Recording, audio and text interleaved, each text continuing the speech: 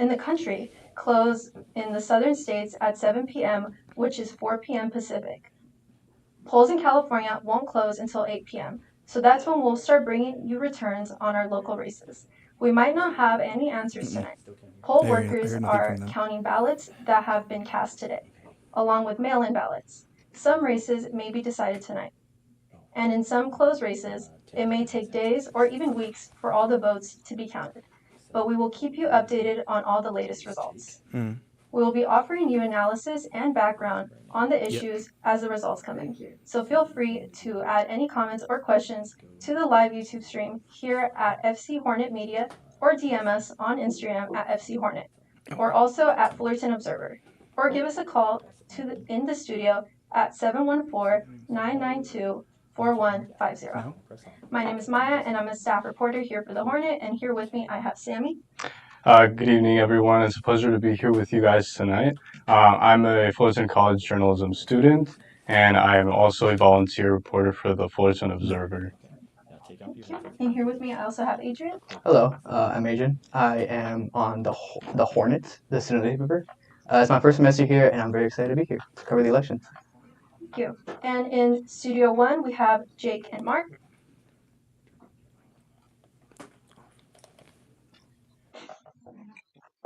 They can't hear. Okay. And also in Studio 2, we have Dylan and Ariana.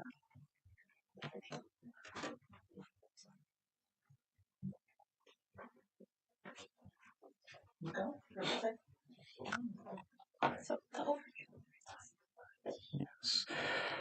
So tonight we will be covering a few different races, including the national office races of the president, the U.S. Senate, and the House of Representative races, especially here in California, and the California State and State Assembly, the Senate and the State Assembly races, as well as the propositions, and more locally, the Fullerton City Council candidate elections, as well as the Fullerton School District, the NOCCCD Board of Trustees, and the local ballot measures are some of the races that we'll be covering tonight.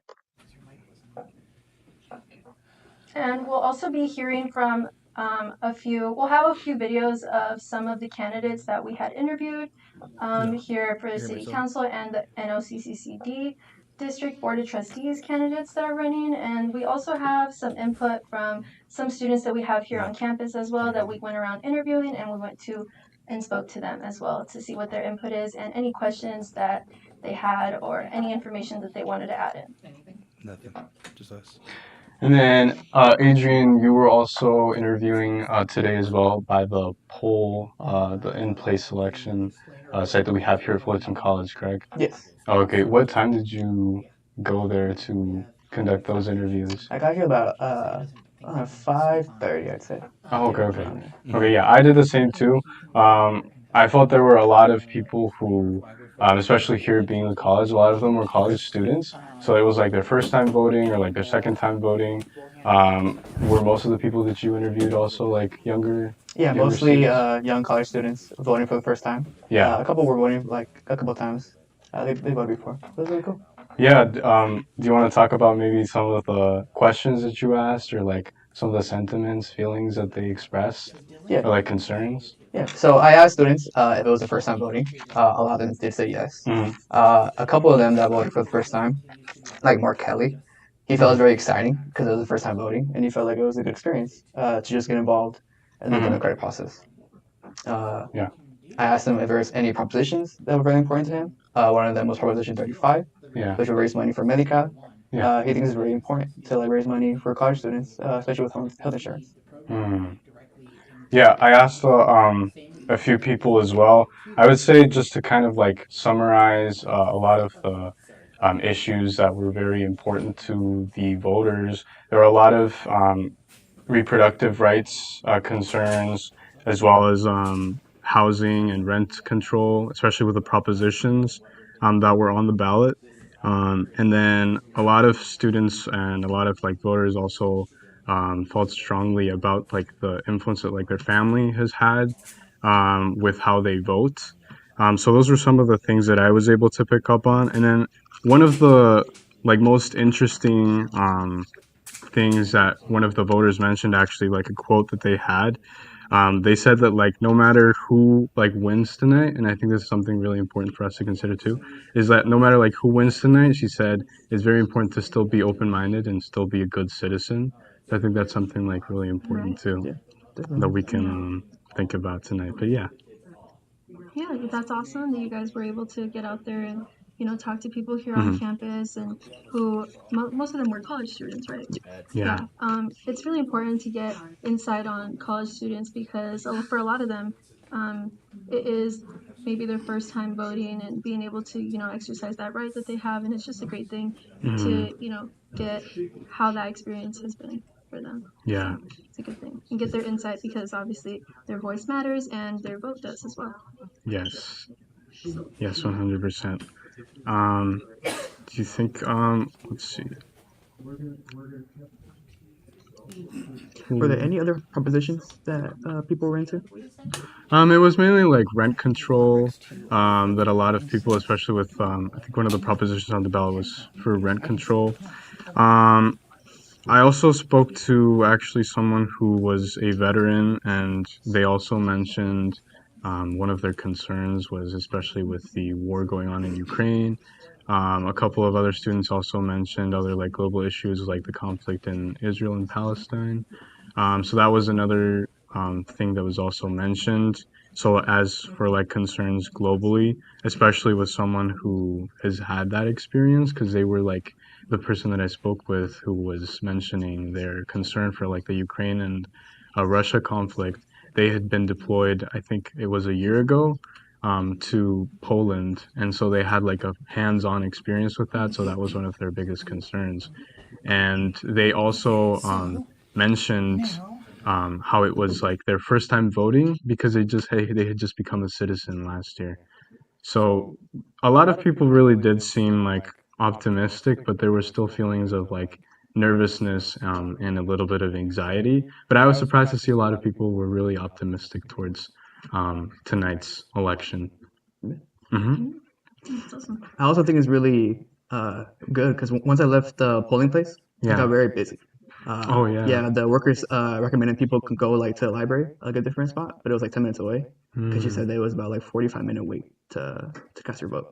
So Oh it wow. seemed very good that a lot of like young college students were out there and getting to the polls. Yeah, I was there from 1 to 3, and earlier at around like 1 to 2, their line wasn't very long, but later on it started to get pretty long, and it started to like go around the corner almost. So, I had a friend who was there, and he was mentioning, or he told me that he might come back later, but I told him, I was like, the line isn't too long right now, and I think that probably later on there will be more people because there will be more people who think like you that like they're gonna want to come back later, and there's gonna be a long line, and it ended up being a long line. But I think, well, I'm not sure how other. Have you guys seen other polling places? I know the one at the college. I mean, no, at the library here in Okay. Fullerton. I went today and dropped my vote off. Oh, okay. How was the line there? The line wasn't very long. I would Okay. say. I went around maybe like 3 p.m. Oh, okay. Not very much people there. Yeah. Very, very fast. Just in and out. Yeah. Yeah. Talking about like being it or about like the polling places or locations being accessible. One of the people that I interviewed as well, she mentioned she was a student here, and she mentioned how easy it was for her and like the people who were at the polling election place, that they were very helpful to her, and she also expressed like her gratitude that it was accessible on campus, which I think is one of the most important things when it comes to like elections, for there to be places and locations that are accessible to everyone, so that they can cast their vote, and so that you don't have to like drive miles and miles to find a polling location or a drop-off box or anything like that. Did you get anything like that as well, Adrian? Yeah, I went to one in Placentia. That's the closest one to me. I went around like 12 in the afternoon. Yeah. It wasn't too busy. I was out there. I was in and out in like, Mhm. I'd say 15, 20 minutes. Mm. And my first time voting, so it was a very cool experience. I Mhm. really enjoyed it. And I think I'd definitely go back and vote Yeah. again next year. Or 4 years. In the next 4 years. Yeah. I also interviewed a couple of like faculty or staff members who also work here.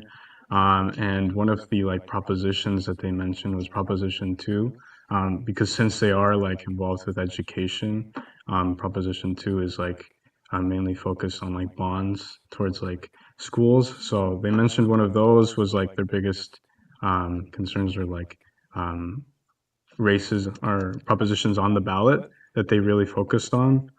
So I think like being in a college environment, you get a lot of students, you also get a lot of faculty members, and they have a perspective that can really affect like how they vote, I would say, especially with like the work that they do. Yeah, it has something to do with them, Yeah. It does impact them in a certain way. So it is Yeah. something that would be important to them. Definitely, you could see that. Yeah. Did you get any interesting answers, Adrian? I did, yes. There was one student I talked to Uh-huh. who described this election as entertaining. He said that it was very captivating because we're dealing with a candidate that is under a lot of scrutiny, not only in a legal sense, but also in a social sense. Oh, And I thought that was 100%. very interesting because I don't know. I want to say I don't know. I haven't felt like it was entertaining. Maybe a little bit, but Yeah. Yeah, I definitely had a few people who also had the same sentiment. A lot of the people who had kind of like the same sentiment either felt very indifferent towards the election. They were like, I'm just here to vote. Like, I don't really care. I don't really um, like keep up on what's going on. And then a lot of other people, or like a couple other people also mentioned, had a kind of like a pessimistic view towards the election. Yeah. And they said that like they mentioned that like the system, for example, with like the two-party system might not be a very fair representation of the U.S. Electorate. So that was one of the other things that I also was able to hear from the people that I interviewed. Anything else that you'd like to mention about like the interviews? And maybe you were able to get. I wasn't able to talk to a lot of people. A lot of people turned me down, unfortunately. Yeah. But the few interviews I got were really interesting, especially the guy who said that this election was very captivating, very entertaining. Yeah. I just think it's a very interesting viewpoint. Yes. Was there anyone who talked about the Proposition 32 about raising the minimum wage? I don't think so, no. I tried asking like what kind of the most important issues that were in their mind or like that they took into consideration when they were casting their vote. I would say a lot of them really mentioned the reproductive rights and like access to birth control, IVF, and I would say that really has a lot to do and has been impacted by the reversal of Roe v. Wade. So I think that's been a very, very important issue to a lot of voters. I think another one is also that I was able to pick up on was like the economy, housing, and just for example, I talked to a staff member that voted who I knew, and they mentioned they're like in their 30s, and they mentioned that they would like to have you know, the perspective of owning a home. So that was also something that a couple of people they mentioned because they're around like the age where you're becoming more independent or you're wanting to have a house or some type of property. So I think that was also something that they also mentioned that was like very important for them. Other than that, I also gathered like points on immigration, like border control, and not a lot of them actually mentioned a lot of like the local, like the ballot measures, for example, and the propositions. I think a lot of the hype, I would say, with the election comes to like the presidential election, and like the biggest issues that the media tends to like really captivate with the audience. So I think that's something really important that like, for example, we as kind of a more locally concentrated media source, so we can like help provide voters with like propositions and local measures. Yeah. But yeah, It's really important. It's really important to, let people know what is happening in their cities, especially with information on local elections and local officials and candidates who are running, because it all starts within the city. Everything, starts with what's around you and the community that you have. So it's really important to also, take those serious too, because they do have a certain impact on you, because it does affect where you're from and it does affect what you do and what is around you. So those are very important to take part in as well. Aside from obviously the big presidential campaign, that is something really big and it's very important to all of us, but we do need to also take into consideration and focus on the smaller elections as well. Yeah, I think it's very interesting because every student that I interviewed, their biggest issues were like local. They weren't like Oh, really? Yeah, it was mostly propositions and like issues that involved in were like involved in the community. Yeah. So I think it's very interesting. Just housing, minimum wage, Medicare, all that stuff. Yeah, I was reading with about the minimum wage issue that like the polls have shown that it's like a lot of Californians are like kind of hesitant about that. So I wonder how that's gonna go tonight as well. Yeah. And then and then what about like you guys, if I can ask, how have you guys been feeling about like voting and like how are you guys feeling for tonight and like the results? You guys think we'll get like results tonight? I think we will. Well, I'm hopeful. I'm hopeful that we will get, some results tonight. I think, it'd be exciting to get here on air and hear things and not have to wait and come back. But yeah, hopefully it would, breeze by. I think at the rate it's going right now with everybody, just trying to get their vote in as quickly as they can. Hopefully we can see some results tonight, but then again, we don't know. Yeah, I've been hearing it's going to come very close. I don't think we'll be able to. I don't think we'll get as many turnouts or results today. Hopefully we do, but I've been hearing like it's just so close. The polls are so close. It might take a little while before we get definitive answers on who wins which state. Yeah, I really wonder how many races are going to be called tonight. And then I also think it's really important that we're covering like the local ones too, because a lot of people will be watching the bigger media outlets that focus on like the presidential and like the state ones. But yeah, I really wonder about the local races as well. And with the local races, what's important too is the NOCCCD candidates as well that are running for Board of Trustees, because as college students all here, the decisions that apply to us and that matter to us here as college students, they're going to come from them. So that is also very important for us to, take a look at and look into. Yes. And now we're just going to show you some videos of some of the candidates, and so you can take a look for yourself.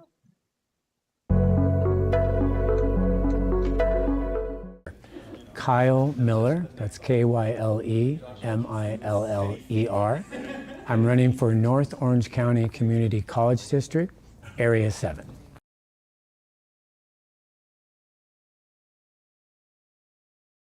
Well, I have a broad experience in the private sector and the public sector. I've been a small business owner, so I know what it's like to market a good product, which in the college arena, you have to attract students for enrollment.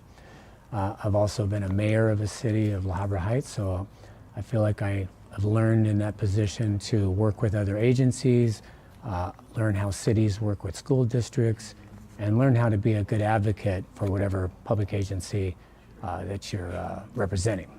I've also been CEO of a Chamber of Commerce, so I know the value of working with businesses in terms of workforce development for quality career pathways for those students that want something as an alternative to the degree programs.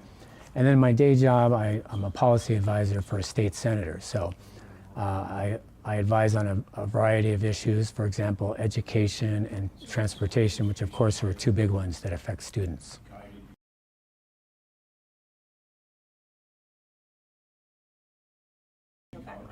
I did. It was a little while ago, I'll put it that way, but it was Mount Sac College, and I took care of all of my general ed there. I moved on and got a degree in business administration and management. And then since then, I've also taken some certificate programs at USC.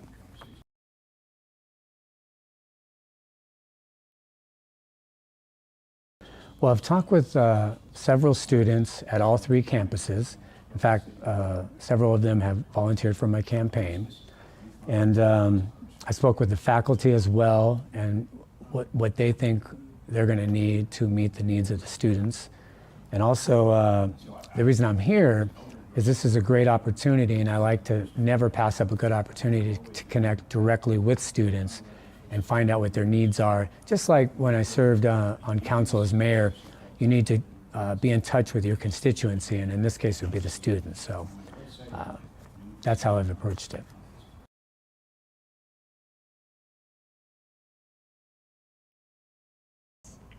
Well, of course, I want to expand financial aid. As I said, I've built relationships on the county level, the state level, and the federal level. That's a federal program. So we would make the case, we'd advocate for expanding financial aid, staffing that department fully, and keeping track of that, because that is a major component of students attending or not attending, is the financial aid that they can receive.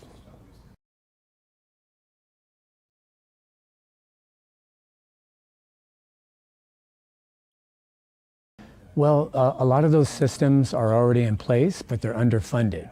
So, this district happens to be sitting on a giant reserve, larger than it needs to be, and they need to make investments, and that's one of the places they should. As I said, I do policy analysis and advising for a senator. I've worked with other college districts. And so we've talked about student housing being built on campus.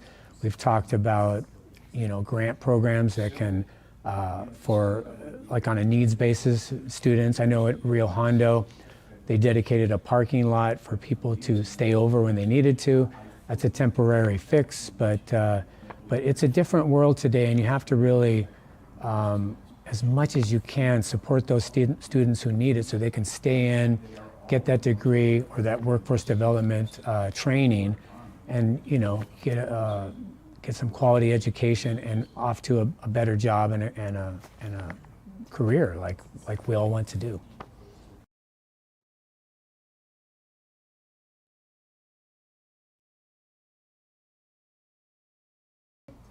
Absolutely, and in addition to that, I support competitive wages and benefits for existing staff and faculty in order to grow enrollment by attracting quality educators, because they're leaving. I mean, when they can go down the road to another college district and make almost double, that's a problem. So you need to invest, and one of the areas you need to invest is in your staff and your faculty, because really, as a district, you only have those, the degree programs that you offer, and your infrastructure, and you have to choose wisely as a trustee to invest in all those for the sake of the students.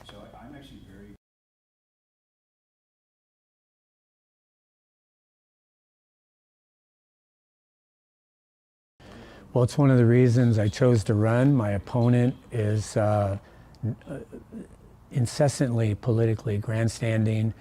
He's actually yelled at students and faculty, called them thugs and persons of low character just because they disagreed with his political rhetoric. I feel like that's not he doesn't understand the assignment. To use an academic term.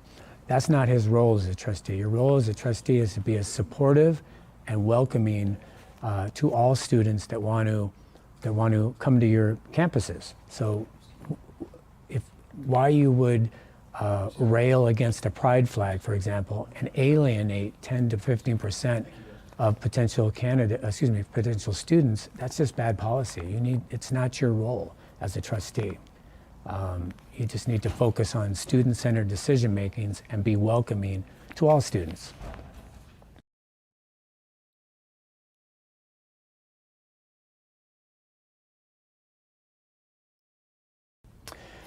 I think there was an incident recently, and that's why this issue came up, but campus safety officers are under different guidelines than actual police in terms of weapons. So I think before you jump right to arming campus safety, I think you should increase visibility, hire more, so that the incident that happened hopefully wouldn't take place, which he was left alone. And so I think a first step to try and resolve that problem would be to increase the numbers and follow their mission, which is to be engaging and visible.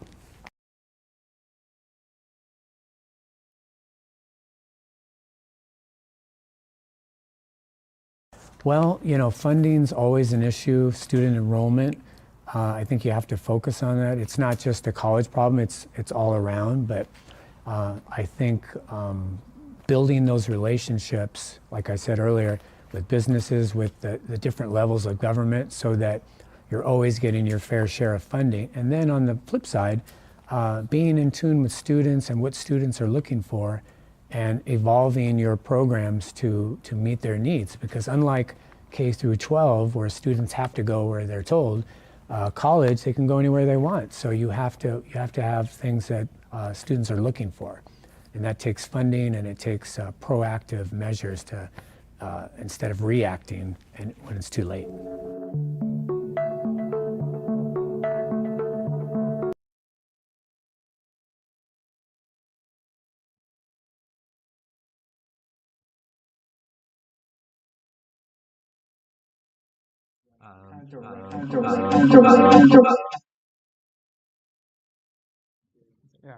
Is there any questions? Sorry about that. Yeah, my name is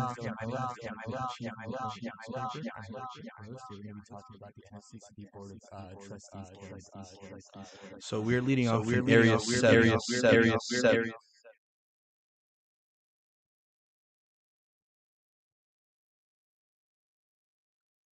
Board in 2020, and he is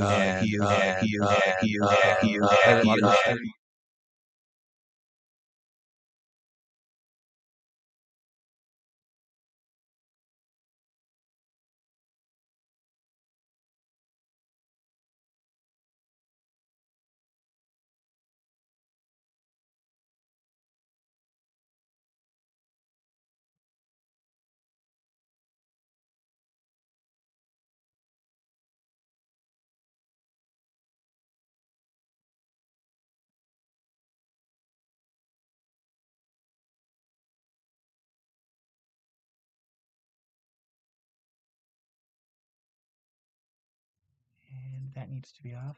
See if you have that echo still. Okay. Try talking. Excuse technical difficulties, folks. I think we're in order here. Okay. So we'll start back from scratch. We're in area 7. Ryan Bent versus Kyle Miller. Oh, you got to that. That's a live feed, I'm pretty sure.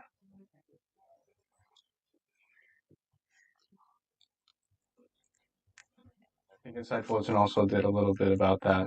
Would you like to share? Yeah, so what Inside Fullerton did is they went around asking students on their thoughts on about the election. And right here we have, this is right from their Instagram post. So one of the first students that they had spoken to was Georgina Hernandez. And what they had asked her was, how would you describe the political vibe here in Fullerton? And her answer was, everyone wants the same thing. We're wanting a better future. So I think that's what everyone is hoping and pushing for. And I think she's right. That's what elections are. Elections are to benefit us, in the long run and in the future. And it's just like everything that goes on and that you vote for in the election, it's for yourself in the future and for those around you, of course. So that's a really good point. What do you think? Yeah, I was also asking a few of the interviewees, maybe like some of the issues that might affect them personally or the people around them, just because some of them weren't really sure like what to exactly choose based on like the issues that could affect them. So I also asked them, what about like the people around you? Because I know here, especially here in California, we have a very diverse population, and especially with like immigration and other specific issues, I know it can definitely be an issue that can affect them personally and their family too. I had a friend who I also interviewed earlier today, and she mentioned how she has like relatives who are undocumented, for example. So the immigration was a very big issue for her because it not only like affects her personally, but like her family as well. So I think that's a really good point that you said Georgina brought up. Yeah, Georgina. I think that's a really good point. Adrian, do you have maybe any um, feedback or any like students that you interviewed or any other interviewees that We'll get mentioned back some? to that. We'll, in between things. But right now, we're actually going to go back to the studio and Yeah. see what it is they have to say now. Go ahead. You go first. All right. Hi, my name is Dylan Ariola. I am the editor-in-chief of the Hornet newspaper. And I'm Jake Rhodes. I'm the senior editor here for the Hornet. And today we're going to be talking about the NOCCD Board of Trustees campaigns. Jake's going to start us off with Area 7. Right. We are in Area 7 here. We have the incumbent, Ryan Bent, and he'll be facing against Kyle Miller tonight. Ryan Bent has served as a trustee since 2016. He was president of the board in 2020, and he is also a board representative on the district investment committee. Mr. Bent has been on the Yorba Linda Library Commission and a member or employee of their school district. He has he advocated for a policy on the board to prohibit LGBTQ flags from being flown. He's also was opposed to the NOCCD's vaccine mandate in 2021, where some of his stances.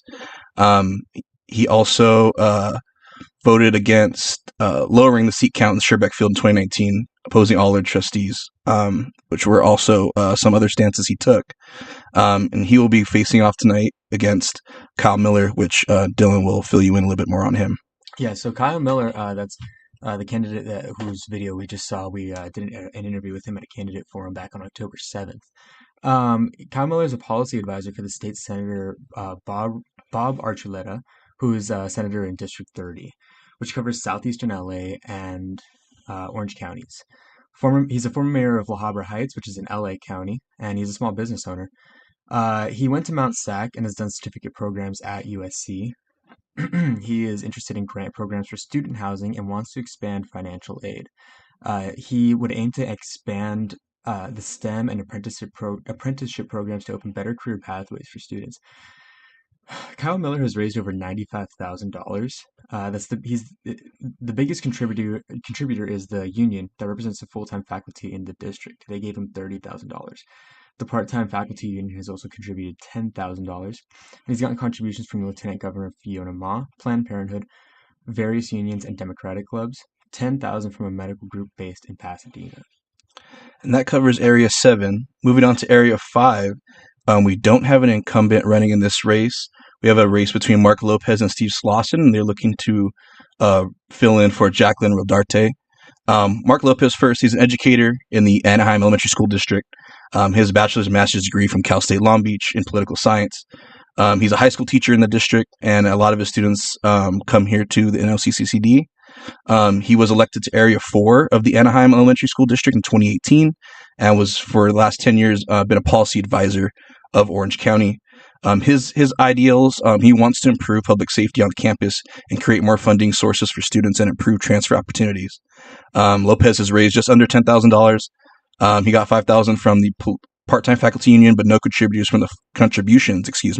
from the full-time faculty union. On the flip side of that, we have Steve Slauson, local business owner. He's been a local business owner for 25 years and has served on the Placentia Yorba Linda Unified School District Equity Committee. He is endorsed by Ryan Bent, who is running in Area 7, as we mentioned before. He wants to take political agendas out of the classroom. Slauson hasn't raised any money through contributions, but he did take out $20,000 in loans for this campaign. That is his financial situation through this election. Okay, and moving over to Area 2, we have Ed Lopez running against Jack Daniel Fennell. Starting off with Ed Lopez, he has been on the Board of Trustees since 2016. Ed Lopez has been a resident of Anaheim for the last 20 years. He had attended Georgetown University and Indiana University, earning a master's degree at each university. He also has been he's also been a former appointee of the Clinton administration, gaining experience as president, vice president, and secretary of the Board of Trustees. After Trustee Ryan Bent proposed a resolution to effectively ban pride flags on campus, he opposed it and proposed another resolution to allow flags from affinity groups with board approval. He has reported $0 in fundraising or spending for this campaign. On the flip side, Jack Fennell is a construction guru with plenty of knowledge and experience. funnel plans to reduce wasteful spending, lessen the topic of politics on campus, and ensure every penny is towards education. He has not filed any campaign finance documents. And that is the NOCCD races for tonight.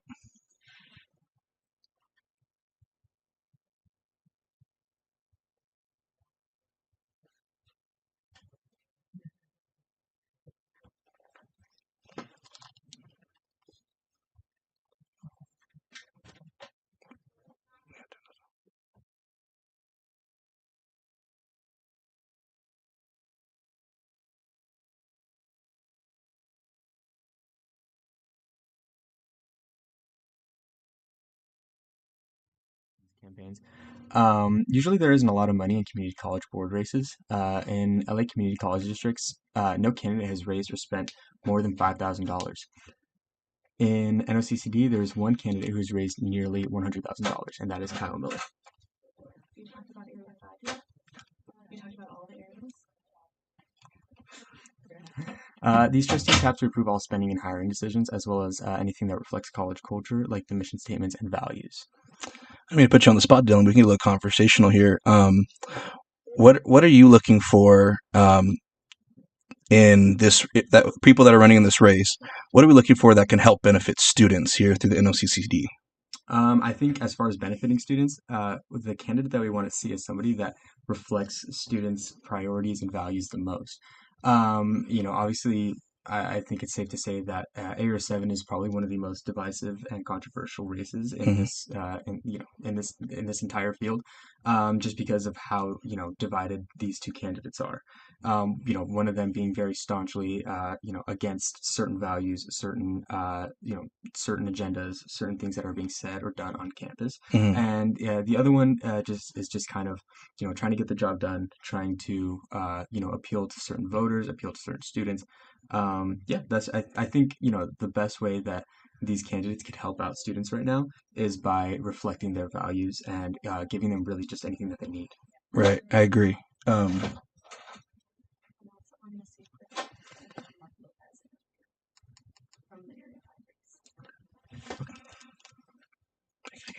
couldn't hear it. And I think right now we're gonna be cutting to an interview that we did with Mark Lopez. He is running in Area 5, as we mentioned before. Again, just like Kyle Miller, the candidate that we interviewed before, we interviewed him at a candidate forum on October 7th, which was an event that we held in partnership with Fullerton Observer. We got to meet a lot of really great candidates in that event, so I think we'll be able to get some insight on what his campaign is like. Yep.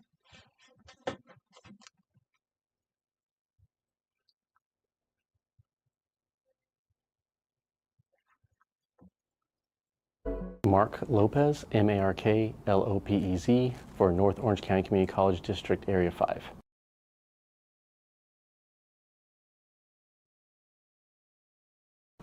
Well, I've been serving on the Anaheim Elementary School District Board of Trustees for the past 6 years, so I have a lot of experience with budgets, with personnel, with human resources, with large student population. I'm also a high school teacher, so I work with a lot of high school students in the area that feeds into the North Orange County Community College District. A lot of students end up enrolling and attending Fullerton or Cypress College, so I do have a lot of experience coming to the school sites and working with my students as they're transitioning into the higher education.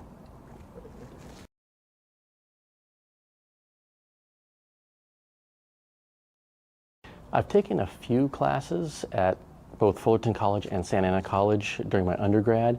However, I did graduate from Cal State Fullerton for my bachelor's degree in political science, my master's degree in political science, and then I earned my teaching credential from Cal State Long Beach.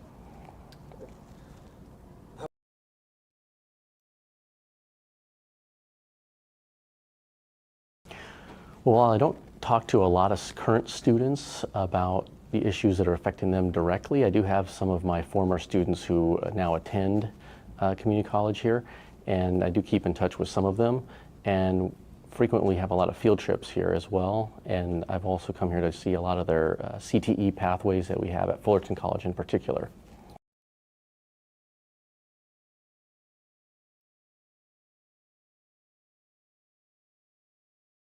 I think a lot of it is working with our state and federal representatives and advocating for some of the programs that already exist. A lot of students may not even know about a lot of scholarships, grants that are available, and how to apply for them. So I think working with the students and connecting them to the place where they need to be in order to access those funds is number one. And then, as I said, secondly is working with our state and federal representatives to try to allocate more funding and being an advocate for our students to try to support our current population that we have.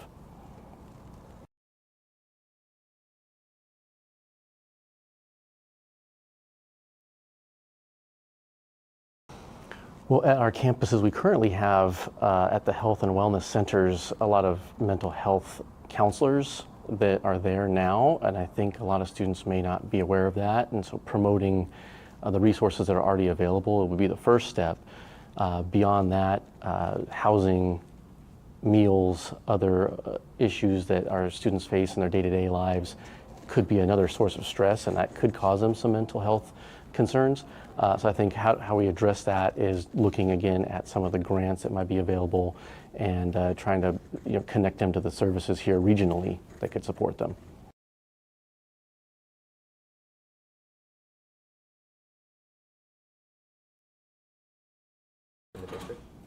Yes, I support full-time faculty and counselors to be hired whatever is feasible within the budget. I think that's what we should do to better serve our students. Class size and being able to make sure that our classes are available for students to complete them and be able to either earn their certificate or transfer as expeditiously as possible, it should be our goal.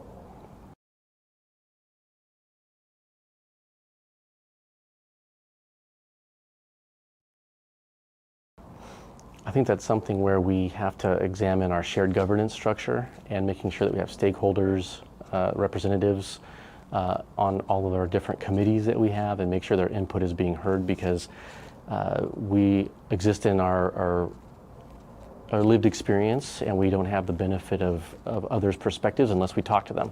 I think that our student representatives on the board currently are a great resource, but I want to make sure we can expand that to bring in, as I said, other stakeholders into these different committees to hear what other resources would help them directly.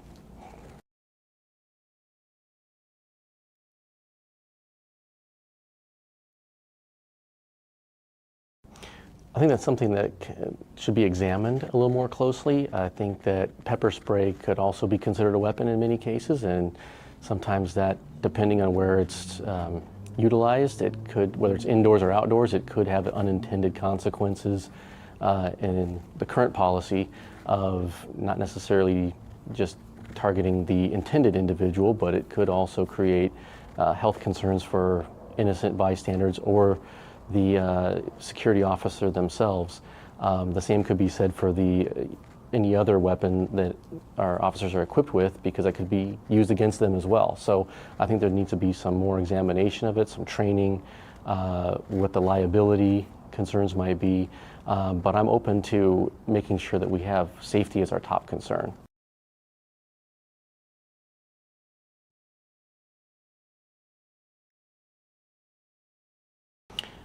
I think that public safety and safety on our campus is probably one of the bigger concerns, just because if students and faculty don't feel safe on campus, then there's no teaching and no learning that's going to be taking place.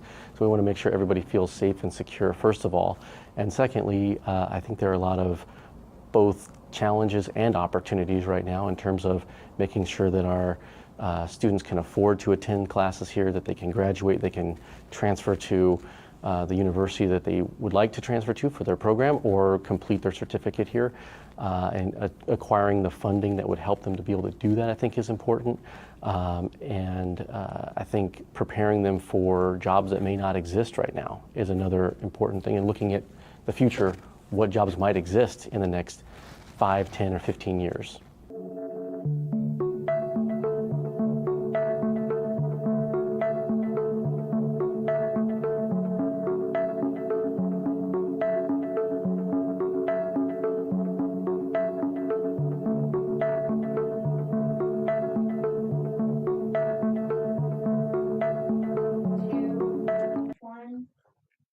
And we're back. Now we're going to be talking about what the presidential race is looking like for, the national race that is happening right now. We have a couple updates and a couple certainties that we are going to discuss on what's happening. So for the most part, what I'm seeing is that Texas is obviously red. Texas is leaning, no, not leaning. They are red, as well as Florida. Florida is red as well. We have states like Colorado and New York that are called for blue, but we do have a couple states that are leaning right now in the swing. So one of them would be Georgia. Georgia is right now leaning towards more red, as well as North Carolina, and what looks like Pennsylvania as well, maybe leaning more red. But for the most part, we do have this update right now that we are able to look at, and we will, touch bases and see what is going on based off of what we're looking at. Me personally, I'm looking at what the New York Times is reporting on, and then here Sammy is looking at for the LA Times, yeah. the LA Times, and Adrian is looking The Washington for Post. the Washington Post. So we're just going to be going back and forth and seeing what it is that all of these resources are saying to us. Yeah, and then we're also going to be looking at the Associated Press and also the polls, the latest polls that have been going on.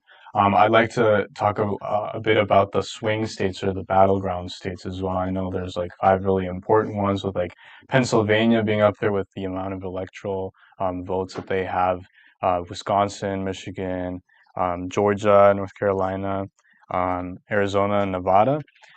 Those have still yet to be called, according to the Associated Press and the LA Times. I know that Pennsylvania right now, for example, 65.97% of the votes are in, according to the LA Times.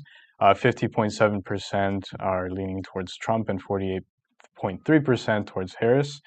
So it looks like it's still kind of around the tie for Pennsylvania, although it's leaning a little bit towards Trump. And then for another one of the swing states that hasn't been called yet, according to the LA Times, is Georgia with 16 electoral votes.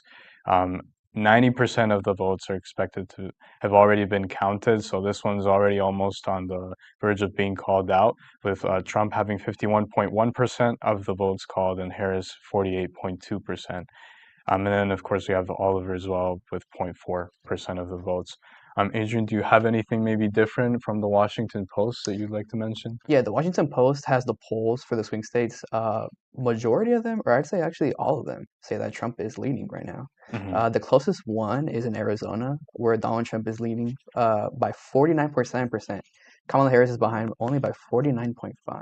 So that's the closest one right here that I see. Yeah, that's pretty close. And on mine, it shows that 49% of the votes are in. So that's only about half of it. So we still have around the rest of the half for Arizona. We still don't have results on California or the rest of the western states. They'll probably be coming in later tonight, and we'll probably be updating on that, as well as the Senate races.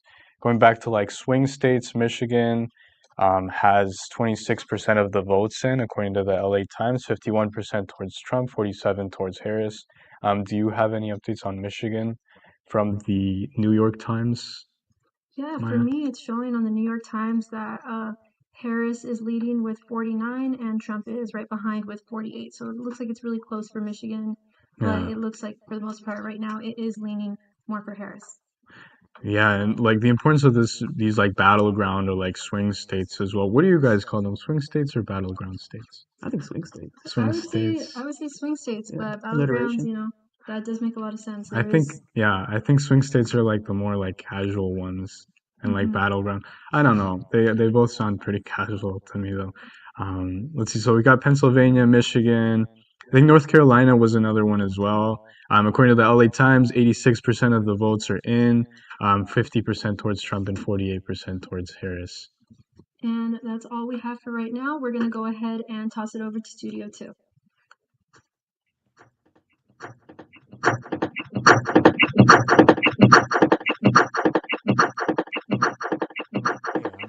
Dylan Ariola. I'm the editor-in-chief of the Hornet. So today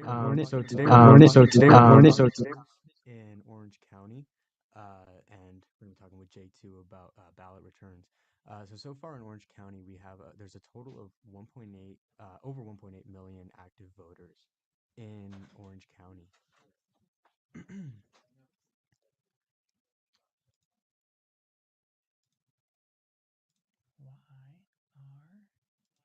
are you being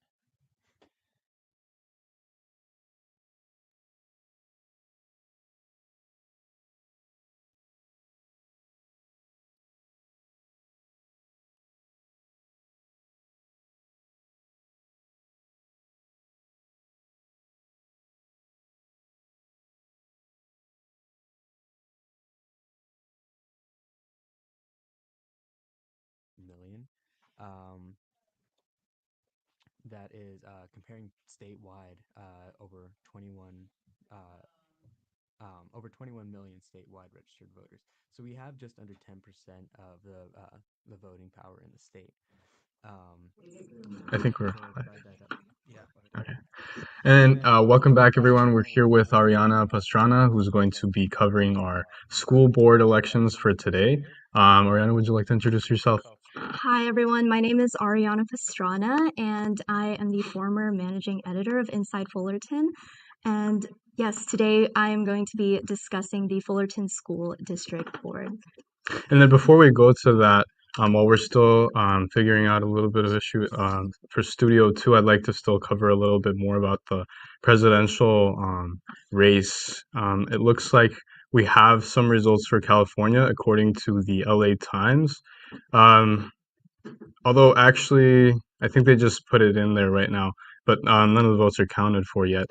For Wisconsin, actually, we have 59% of the votes. And it looks like 50% are leaning towards Trump, 48% towards Harris. There's also another candidate, Kennedy, who has 0.5%. And then we also, if we're talking still about the swing states for Nevada, it looks like it's already, actually, it's still going to be called in. For Georgia, we have 90% of the votes in, like I was mentioning earlier. It still looks like it's 51% towards Trump, 48% towards Harris.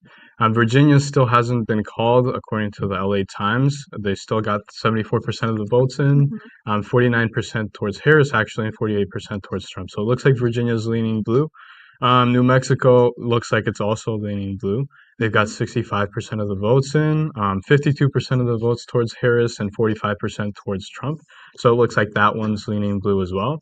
It looks like they're inputting a few of the western states like California and Washington at the LA Times, but we still have to see those results on there. A couple of the other states that haven't been called include Minnesota, which is home to the vice presidential candidate, Tim Walz, of course, the Democratic Party. It looks like 11% of the votes are in, so not a lot of the votes have been counted yet, but 60% of those are leaning towards Trump, while 37% lean towards Harris. I think that's a little bit interesting because Minnesota is a hometown to, or like home state to Tim Walz, but it's only been 11% of the votes, so I think we still have a little bit of time to see the results for that one. For Maine, another one of the states that hasn't been called yet, 17% of the votes are in. It looks like 51% are for Harris and 46% towards Trump. It looks like it's a very close race for most of these states, don't you think, Ariana? Yeah. And then we've got New Hampshire with 62% of the votes. It still hasn't been called either. 52% goes towards Harris and 47% towards Trump. So it looks like that one's also leaning blue. Okay. Yeah.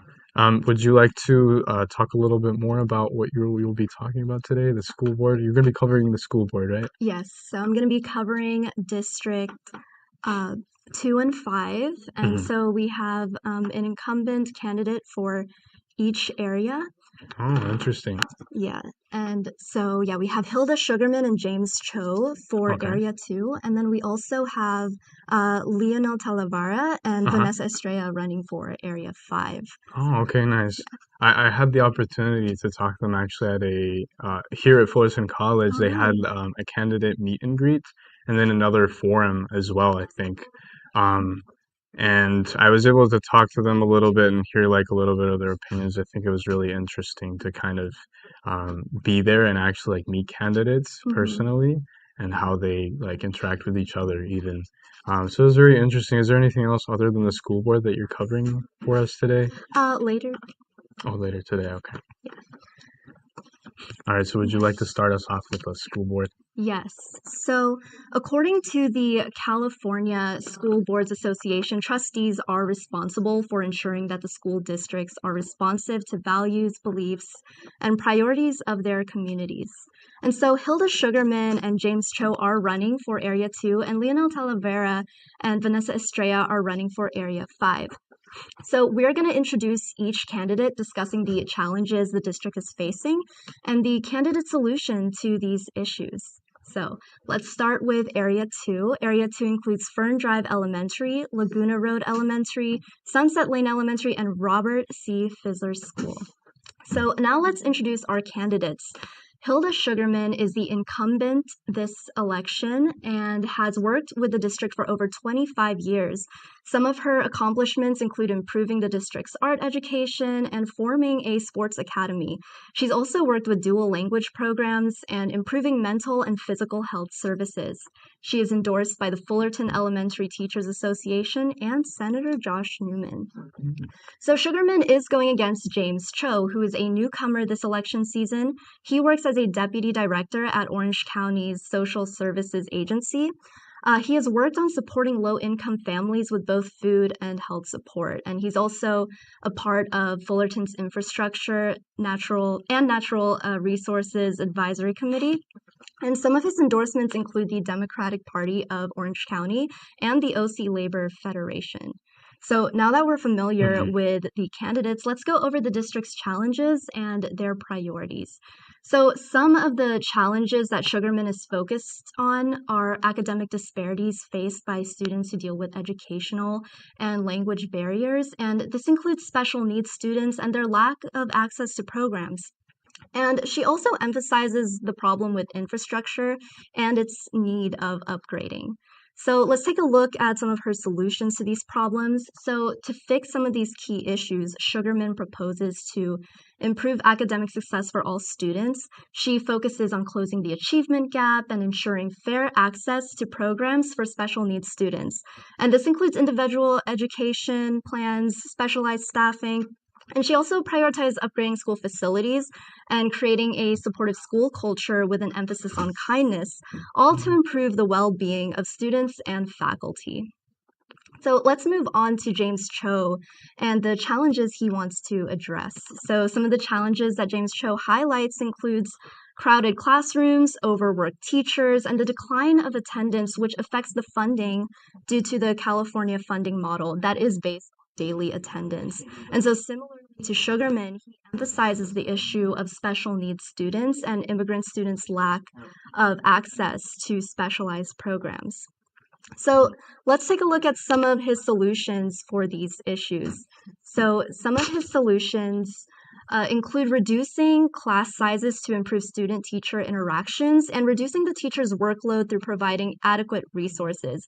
And he also prioritizes addressing transparency and conflicts of interest in the school's board's relationships with administrators. And so in regard to immigrant families, he wants to implement resources for non-English speakers and support them by ensuring access to health insurance without immigration-related concerns. And so that is Area 2, Hilda Sugarman and James Cho. Let's move on to Area 5. And so the schools in Area 5 include Nicholas Junior High School, Commonwealth Elementary, Richmond Elementary, and Woodcrest Elementary. So now let's introduce the candidates. So the incumbent candidate for Area 5 is Leonel Talavera, who has 15 years of experience in community engagement. And so some of the projects he's worked on include new school libraries, the mental health resources, and he'd like to see improvement in accessibility so that students and families can participate in these Fullerton School District programs. And so he is endorsed by the Fullerton Education Teachers Association and the California School Employees Association. He has also received endorsements from parents and staff from the Fullerton School District. So let's move on to our next candidate. Talavera is going against Vanessa Estrella, who is a newcomer this election season. She is a small business owner, community leader, and an advocate for education. One of Vanessa Estrella's focuses is mental health support. She's also passionate about supporting English language learners, as she was one herself. And she's also part of the PTA and ELAC, two parent groups that are part of the Fullerton School District. And she is endorsed by the Orange County Young Democrats and the Democratic Party of Orange County. And so she has also received endorsements from parents, staff from the Fullerton School District. Okay, so now we're going to take a look at Talavera's priorities. Some of the challenges that Talavera addresses are COVID-related learning loss, behavior issues in classrooms, access to existing programs for immigrant families, and access to special needs and language support. He also emphasizes the negative impacts of aging infrastructure and the impact of California's economic downturn on funding. So now let's discuss his plans to solve these issues. So some of the solutions he proposes include hiring the right teachers and staff to support students with special needs. And he also wants to give staff the opportunities for professional development, which also impacts the students' education. He also plans to help families have better access to programs and improve language accessibility, ensuring materials are translated in Korean and Spanish.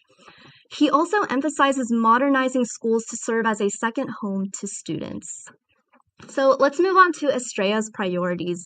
And so some of the challenges Estrella addresses is the high demand for mental health support in the district, and the current resources are failing to meet students' needs. There's also achievement gaps, educational inequality, lack of access to resources for special needs, and lack of support for immigrant families. And so she also highlights historically low levels of parental involvement and community engagement. And so let's take a look at how she plans to resolve these issues. Her plans to resolve these issues includes increasing the amount of mental health counselors and resources, incorporating one-on-one tutoring and after-school programs, and tailoring support and resources to match the unique needs of each school. And she also wants to increase parent involvement and partner with legal organizations to help support immigrant families. And so in this segment, we went over the candidates, the challenges, and the solutions for Area 2 and 5. Sammy, do you have any thoughts on these candidates and their solutions to these challenges that the districts are facing right now? I think all of them make really fair arguments and they all have very important issues on their mind. I think they really differ a lot in how they want to achieve those specific goals, but I think they really mention a lot of important issues, especially like because it's a school board. Yes.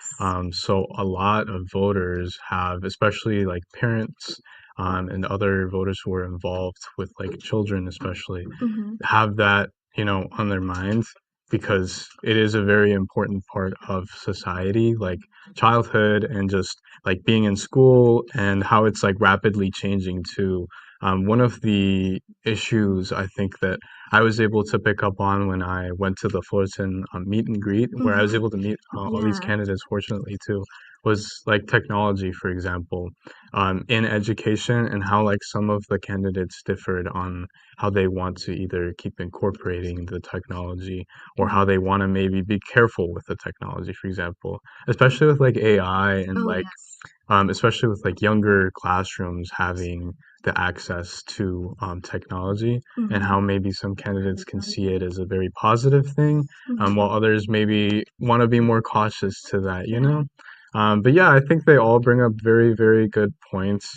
I think it's really important, and I'm glad that we have the opportunity to highlight these races because they're very local, and like I mentioned before too, I don't think a lot of other media outlets, like we might be among the few that really cover this race. Yes. So for local Fullertonians and other people who have, like, for example, kids in the Fullerton schools, I think it's really important for them to know, what's going on, what the candidates are kind of focusing on, and what they want to work on. And I think it's really interesting. You mentioned all of them are incumbent races. No, only Hilda Sugarman and Leonel Talavera are incumbents. But one thing I do want to bring up is that none of them are assigned to a political party. And so how do you think that affects people and how they vote for this issue? I think it might actually be a little beneficial maybe, just because I feel like especially with the state of like the country with a lot of the division and maybe especially since like I would say 2016, there's been a lot of divide and a lot of like maybe negativity that people have towards other political affiliations. And so when it comes to like local races, I think it is kind of important that we have candidates who don't particularly align themselves with one party because it can cause maybe some negative repercussions, I would think maybe. And so I think it's really important that they focus on the actual issues, and maybe Mhm. that they don't have a specific party affiliation. Yes. Well, what do you think about it?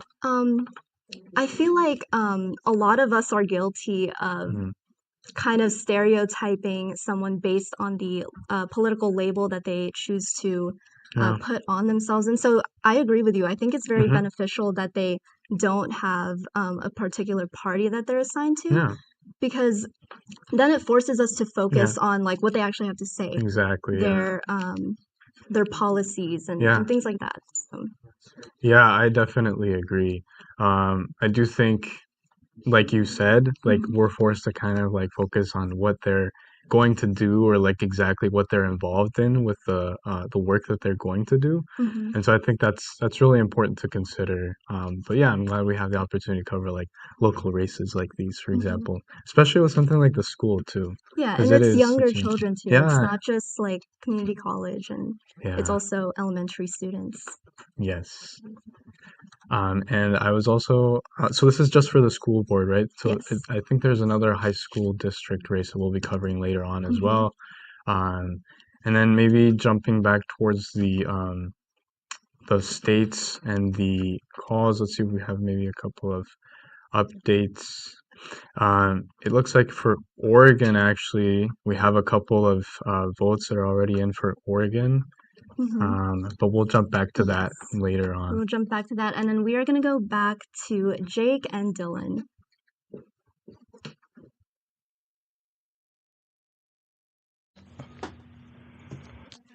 All right, hey, we're back. So today we're going to be talking about the registered voters in Orange County, and we're going to be talking about the ballots that have been counted so far. So in California, in Orange County, we have a total of like over 1.8 million active voters, with 284,000 inactive voters, and those are just voters that the state hasn't been able to get ballots to, whether the addresses can't be delivered to them, or for whatever reason they're listed as inactive voters. When we look at that statewide we have a total of over 21 million active voters. So in Orange County, we have about 10%, a little under 10% of that population.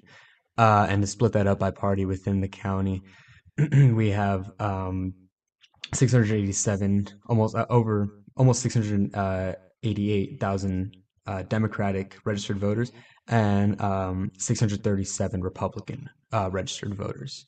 On top of that, we also have 431,000 non-party preference voters.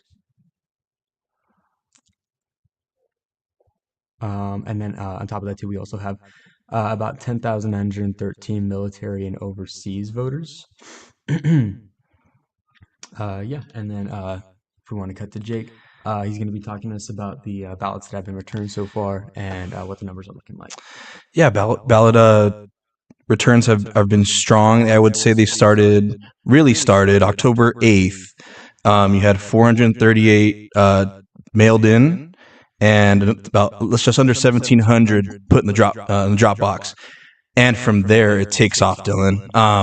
From that date on, we're looking at numbers ranging from 12,000 to about almost 30,000 a day, per day, rolling through of the month of October. And then, of course, lately, it really spiked as the calendar turned to November.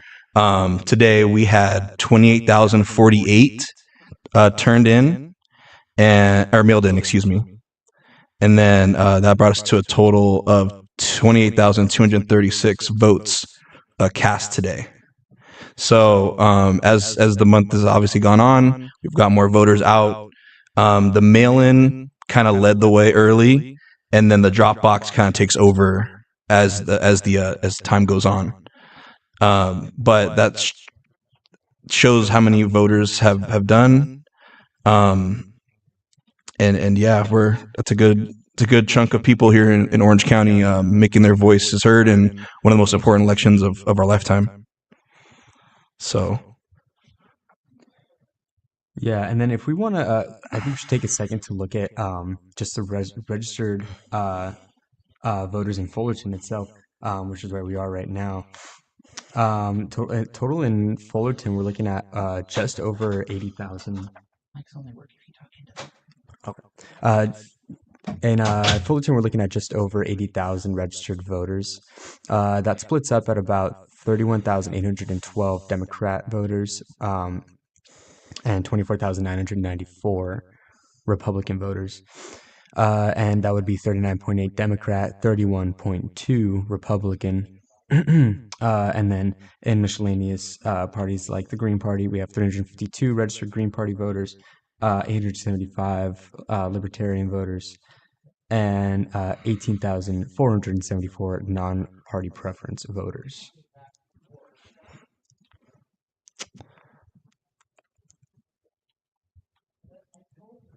So Dylan, 834,057 people have voted to this point in Orange County. What kind of, do you think that's a staggering number? Do you think that's a number that you thought would be higher, in your opinion? I mean, when we look at, the grand total of, you said that was in Orange County? Mm-hmm. Gotcha. So, like I said, when we look at like the grand total of what we have statewide and what we have in the county itself, I mean, we have just over 1.8 million active voters in Orange County. So, I mean, that's not I don't feel like that's a staggering amount. I don't feel like that's really what we expected at all for the turnout, especially in an election like this that is, so heated or so divisive. You know what I mean? Yeah, I agree. I thought it was impressive to this point, and this is not all of them, but I think, this election has definitely brought people to the forefront to want their voices to be heard. And I think that's a great day just for us as our generation coming out and voting and making their voices heard. It seems to be at least a step in the right direction aspect, and we'll see as more returns come in. But yeah, I was impressed with the number. I thought it was a great moment for us. Yeah, and I think considering about how much of a swing county Orange County is, like I said before, we have 600, almost 688,000 Democrats, and then 637,000 Republicans. That's a very close number as compared to other counties. So that turnout really does matter, because I mean it's the old saying, it's the local races that matter, right? And we really want to have both sides heard, So, when we do find out, exactly what happens at the end, especially within the county, these are policies and these are candidates that are going to be affecting us the most. Right.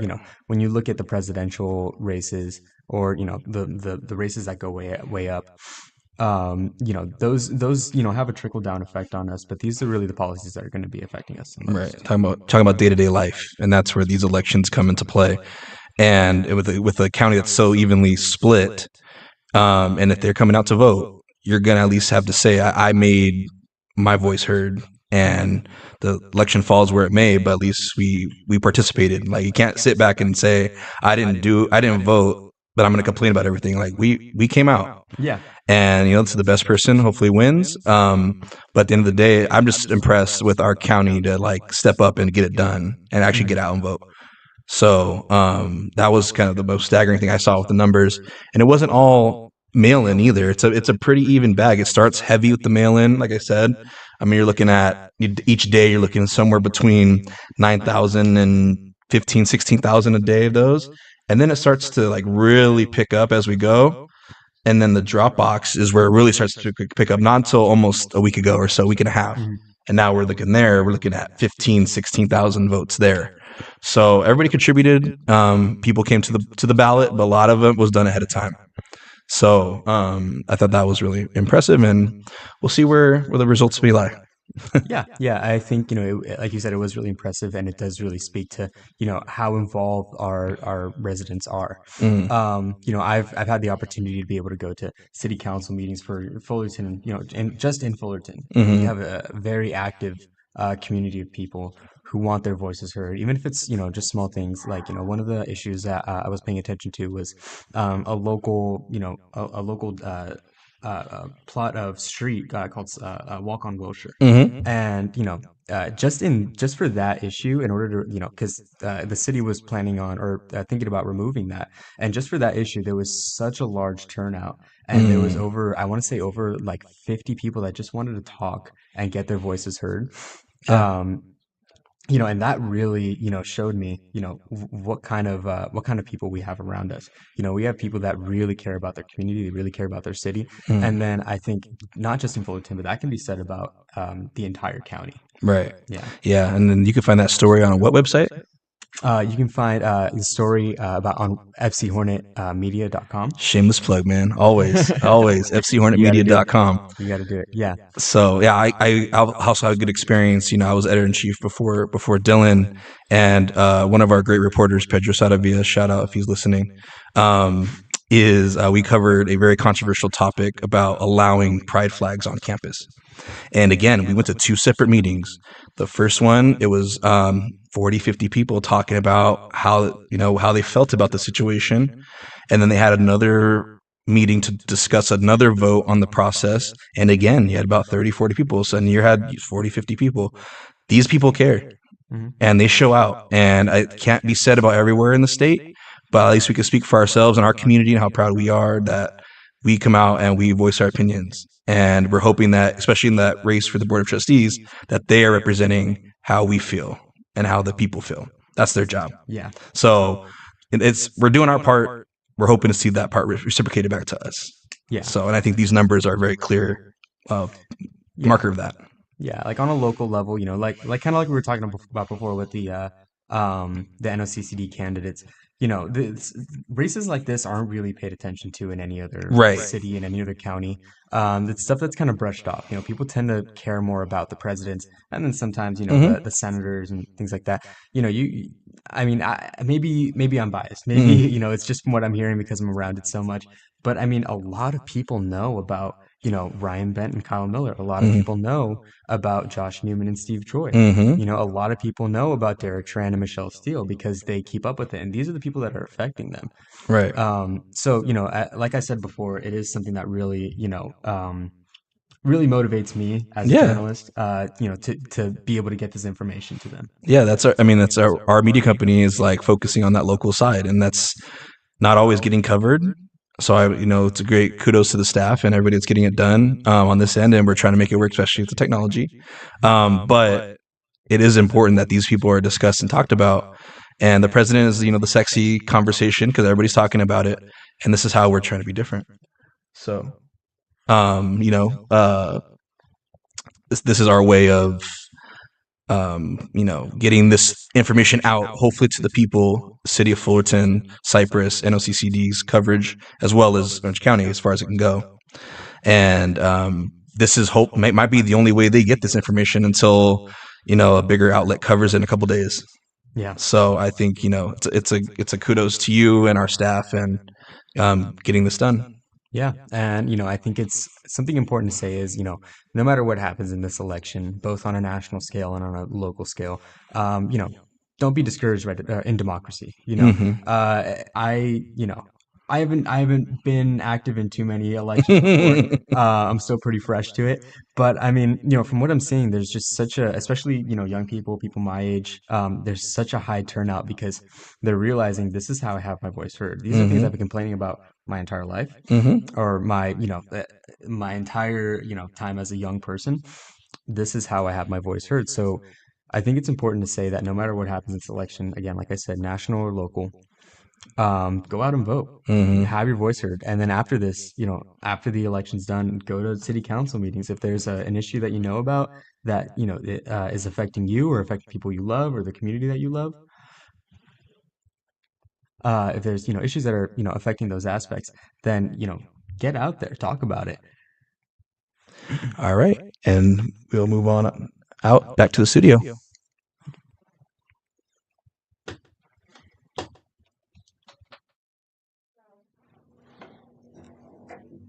Welcome back. Now we're going to update you guys on the Orange County election results for the President, the Senate, and the State Assembly and the House. 38.6% of the votes have been counted out of the total registered voters of 1,861,718,000 of the ballots have been counted, which is 38.6% of the votes. For the president and vice president, for the presidential race, would you like to update us on that, Maya?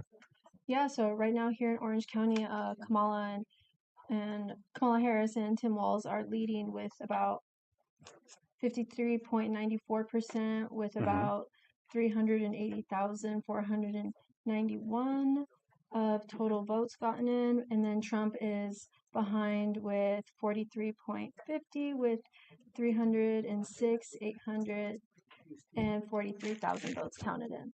So it is looking like Kamala is definitely ahead for Orange County, and it looks like, for the most part, yeah, that's what we have right now. Kamala leading. Awesome. And then, Mark, would you like to tell us a little bit about the United States Senate race for Orange Yes, County? my name is Mark, and for the U.S. Senator, we have Adam Schaefer, Mhm. and versus Steve Garvey. There will be two items on the ballot for the same Senate seat. A special election for each will fill the seat, and for the last 2 months of the term for the 118th Congress, which ends January 3rd, 2025. So when if these people win it, or if one of them wins it, that's when it will go into effect, January 3rd. And we have that for the for the Senate senator. And Do you maybe right, have the percentages for the yeah, Orange and the County? percentages for Adam, we have 52%, and Steve Garvey, we have 47%.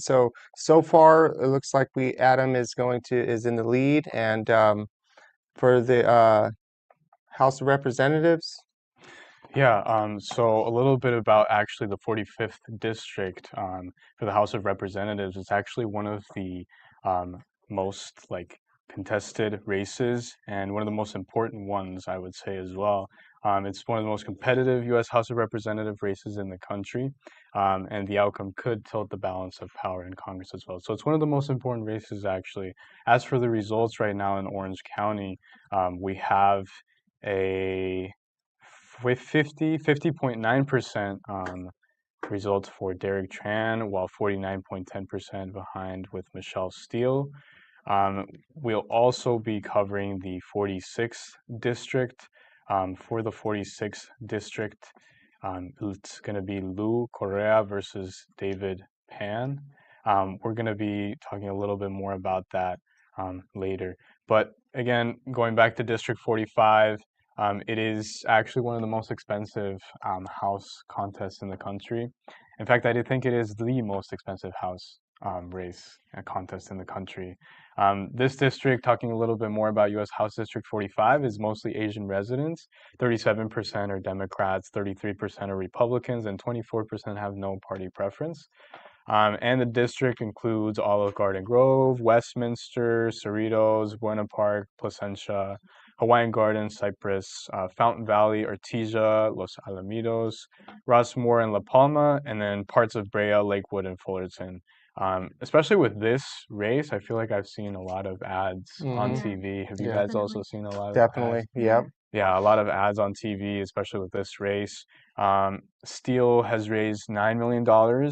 Almost 2 million of those have been personal loans, and Tran has raised just under $5 million. As per the latest poll from Politico, it shows that Tran has a small lead of 3 percentage points. And it looks like the current results that we have right now with 38% of the votes in, it looks like he is a little bit in the lead with 50.9% of the votes, so around 51% of the votes leaning towards him rather than Michelle Steele, who is the incumbent in the House of Representatives. Talking a little bit more about the candidates, Michelle Steele, she's serving her second term in the House of Representatives. And yeah, we'll go back a little bit more to that. But now we're going to talk a little bit more about the U.S. Senate. And then, Mark, would you like to continue with the U.S. Senate? The U.S. Senator? Yeah, so Adam Schiff versus Steve Garvey, I believe. Yes. So for the history of Adam Senate, or the was let me see here. And I think I can't. Yeah, so I think one of the most important things that you were mentioning about this race is that there's two items just because the seat was held by Senator Feinstein, who passed away in office during her term in Okay. September of 2023. So Gavin Newsom, the governor, he appointed LaFonza Butler to sit in her seat until the special election could be held in November, which is right now.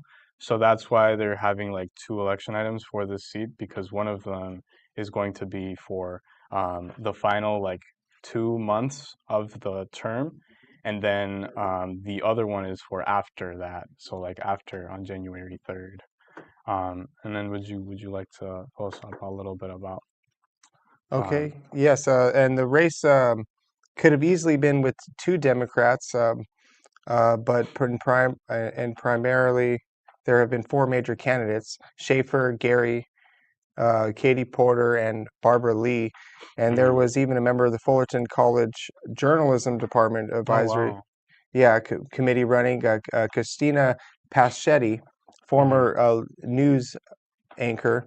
And the latest polls have Adam Schaefer with a very sizable lead over Gary, Act Vote, and Public Policy Institute of California had Schaefer leading by 22 and 27 points respectively.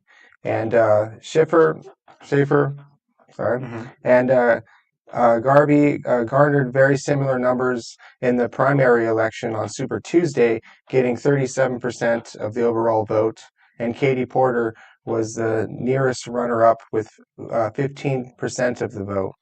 So, Oh, that's very interesting. yeah. Yeah, it looks like the votes are still coming in for that. It is a kind of important race since it is for the United States Senate. Out of the results that we have, it's like 38% that have been reported so far. And then Maya, would you like to update us on the percentages for both of the candidates? Yeah, so Democrat position for Adam Schiff, he's holding about 52.98% with about 370,106 votes counted in. And then for the Republican side, we have Steve Garvey with 47.2% with about 425,000 votes totally counted in. And that's very interesting, and I think yeah, it is like the Republican who is falling behind because I think this seat has mostly been Democrat controlled over the last like couple of decades actually. Yeah. So in case Steve Garvey would win, it would be like the first time that a Republican would win this seat in a really long time. Yes. So it is a very interesting race. Now moving a little bit more about the context of the race. Like I mentioned, the Republican didn't have the seat for I think it was like 20, 25 years. So Dianne Feinstein, she had it in 1992. And then she held the position for 30 years until she passed away earlier. She died in office. Yeah, she died. She died in office. She passed away. Yes. So the other Senate seat in California actually was Kamala Harris's seat, and so that's really interesting because when she became vice president, Alex Padilla was appointed her seat, and for both of the seats, for both of the Senate seats, U.S. Senate seats in California, none of them, like I said, were Republicans since John Seymour, who was a predecessor for Dianne Feinstein since 1992. But yeah, that's a little bit about the U.S. Senate race. And maybe if we can move on to the House of Representatives, District 45, maybe we'll revisit that. Oh, State Senate? yeah, do you guys want to talk a little bit about the State Senate? I know we have Josh Newman on the ballot for State Senate, as well as Stephen Choi, Josh Newman being the Democrat and Stephen Choi being the Republican. You guys want to talk a little bit about the information on this race? Yeah, it's reported about 38.6 coming in right now with Josh Newman, Democrat, leading 53.34% with about 388,000 votes counted in, and Republican Steve Choi, 46.66% with about 997 votes counted in. So it is looking like it is leaning for Josh Newman, who has held the position previously. Yeah. And he has been in office since December 2020, yeah. And what's interesting about this district specifically is that it's a newly mapped district. It covers the cities of Irvine, Tustin, Costa Mesa, Laguna Niguel, Villa Park, and Fullerton, actually. I was able to meet Josh Newman actually at the Fullerton College here at the meet and greet that they had. Yeah. So it was very interesting talking to him. And like I said, it's a newly mapped district because districts in California are required to be redrawn every 10 years to account for the population changes. Before Josh Newman was appointed to this state Senate seat, it was David Min who formerly held it before leaving it to run for U.S. Congress. Now Newman has raised just under $8 million. Stephen Choi has raised $850,000, so around a tenth of that. Wow. Would you like to talk a little bit about Stephen Choi? Yeah, of course. So what I'm seeing is that he is an immigrant from South Korea, former Republican State Assembly member from Irvine. He served in the Assembly for 6 years before he lost his seat when redirecting put him in a contest against another incumbent in 2022 for the Democratic Assembly member Kadi Petri Norris. He also seems like he wants to outlaw homeless encampments near schools and neighborhoods and parks. He supports AB from 1955, which would notify parents about their choices that the children are making in school, including changing their gender pronouns. The newspaper, the OC Register, endorses him, and because they say that we need more Republican representation in the state Senate, which has about, right now, 31 Democrats and 9 Republicans. Wow, it's really interesting. And then now we're going to move on to the Fullerton City Council, so a little bit more of a local race that we have going on for Fullerton. We have, of course, Mayor Nick Dunlap, who's the incumbent in this race. And then we also have him running against Jan Flory. I'm not sure if we can pull up those results right now, but we have that for the City Council District 2. For City Council District 1, we have Fred Young running against Matt Truxaw. Fred Young is the incumbent in this race.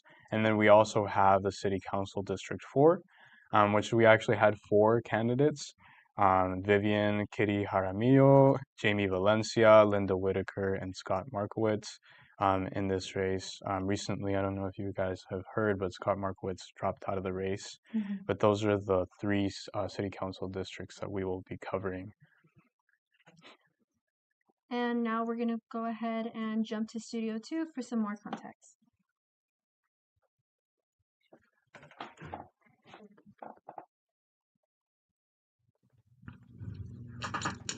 All right. Live in Studio 2. We just heard the results for City of Fullerton City Council. The incumbent, Fred Young, is in the lead comfortably, 72.6% of the vote. Fred Young is serving as the mayor pro tem since December of 2020. He's the first Asian American city council member in over 20 years. Went to Sunny Hills High School locally and USC for college. He was formerly on the Parks and Recs and Traffic and Circulation Commission. He's raised over $264,000. Governor Newsom appointed Mayor Pro Tem Jung to the California State Mining and Geology Board for a 4-year term as well. And his ideals are looking to address the city's aging infrastructure, maintain full staffing of the city's public safety agencies, and improve the quality of life for the city's residents. Sounds great. And then this challenger, who's got an uphill climb ahead of him, Matthew Chu, is an IT management consultant, big on public safety, small businesses, and Walk on Wilshire, which our guy Dylan promoted earlier on the story, FCHornetMedia.com. Cal State Fullerton's economics, and decided to run when he saw the seat was uncontested, which is a valiant effort for sure. He has raised $3,187, and he has supported combating climate change and finding ways to accommodate affordable housing. And that is kind of the gist of who is running in the City Council District 1 for the City of Fullerton. I'll pass it off to you, Dylan. How's District 2 shaping up? All right, so yeah, for District 2, we have Nick Dunlap versus Jan Flory. Just for some background, Nick Dunlap is the current mayor. He was elected to Fullerton City Council's District 2 seat in November of 2020. He has a BA in English from UCLA. Dunlap is a third-generation Fullerton resident. He previously served as a planning commissioner from 2016 to 2018. He was the vice chair in 2017 and chair in 2018. Additionally, from 2012 to 2013, he served as a commissioner on the Orange County Housing and Community Development Commission as the appointee of Supervisor Sean Nelson. Dunlap voted no on Proposition 4, stating that Fullerton's contracting Noresco and its participation in the Orange County Power Authority is as far as it should endeavor relating to climate change. Dunlap's campaign has raised $109,104, including donations from the Fullerton Firefighters 3421 Union. He's also endorsed by Representatives Michelle Steele and Young Kim, Orange County Sheriff Don Barnes. And then let's look at what his results are looking like. Give me 1 second. So he is in the lead currently at 60% of the vote with 4,790 votes ahead of Jan Flory. Jan Flory is a retired family lawyer. Flory approves improving bicycle and pedestrian infrastructure as a means to combat climate change. Flory is also endorsed by Assembly makers Sharon Quirk Silva and current City Council members Ahmad Zara and Shauna Charles. Jan M. Flory has a current percentage of 39.82% of the vote with 3,169. So Nick Dunlap is ahead. And then leaning into the last race for the City of Fullerton, City Council District 4, we've got a tight race here, Dylan. As of now, early returns, Kitty Jaramillo is in the lead in a tight race over Jaime Valencia. There looks like just a little over 150 votes difference between the two. Linda Whitaker is in third, and Scott Markowitz is trailing behind pretty deep in the fourth. Get a little bit of background on each of these candidates. For the leader in the clubhouse currently, Kitty Jaramillo lives in Fullerton her whole life. She's running to improve South Fullerton's infrastructure by fixing streets, potholes, etc., improving 911 call responses, and combating the unhoused crisis. Kitty attended Fullerton's public schools, as did her two children. She was the first non-sworn bilingual employee for the Fullerton PD before working in code enforcement, where she helped lead efforts to clean up the city, remove graffiti and blight, and keep residents safe. Her top three priorities on the council will be fixing street conditions, which she says are the complaints she hears about most from residents, improving infrastructure and city maintenance in District 4, and ensuring more low-income housing is built in new and renovated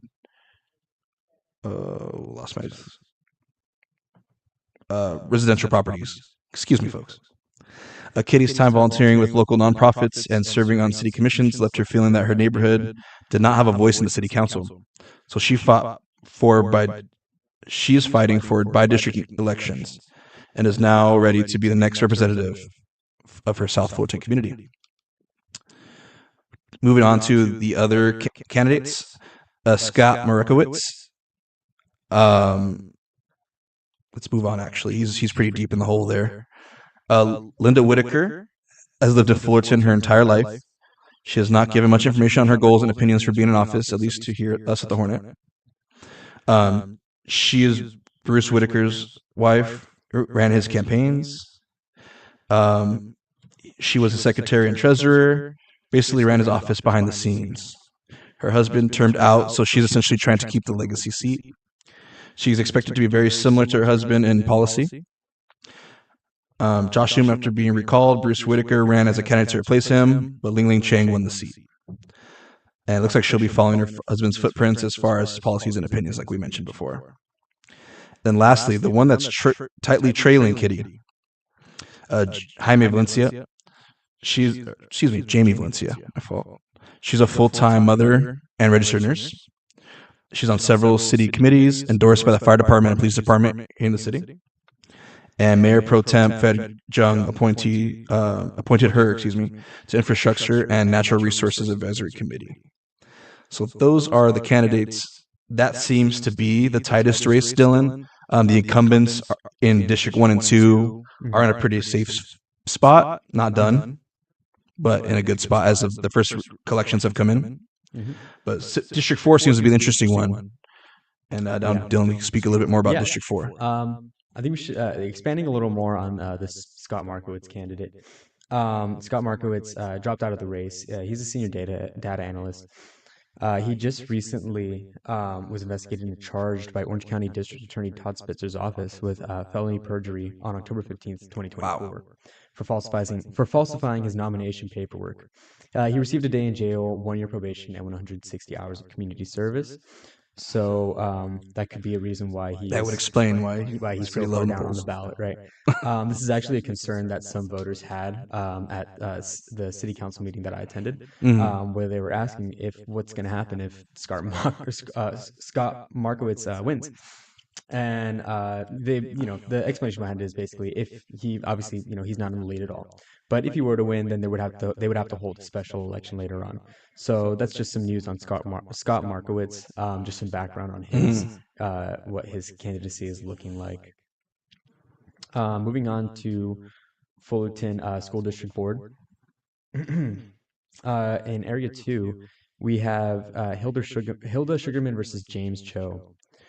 Hilda Sugarman is the incumbent in this election season. She's worked with the district for over 25 years. Some of her accomplishments include improving the district's art education and forming a sports academy. She's also worked on the dual language programs and improving mental and physical health services. Sugarman's endorsements include the Fullerton Elementary Teachers Association and Senator Josh Newman. Her opponent in this race is James Cho. James Cho is a deputy director at Orange County's Social Services Agency. He has worked on supporting low-income families with both food and health support. He's also a part of Fullerton's Infrastructure and Natural Resources Advisory Committee.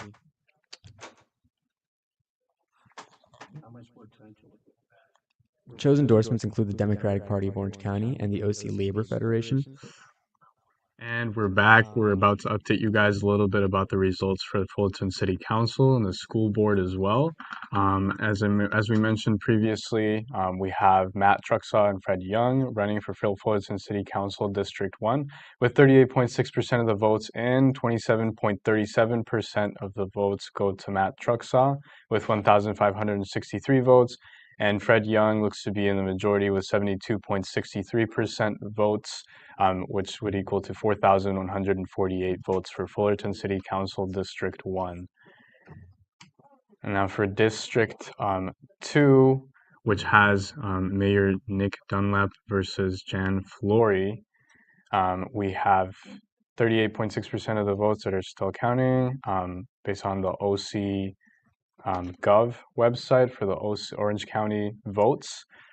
We have Nick Dunlap with a majority, it seems like, 60.18% of the votes, which would be 4,790 votes for Nick Dunlap, who is the incumbent, and we also have 39.82% of the votes for Jan Flory.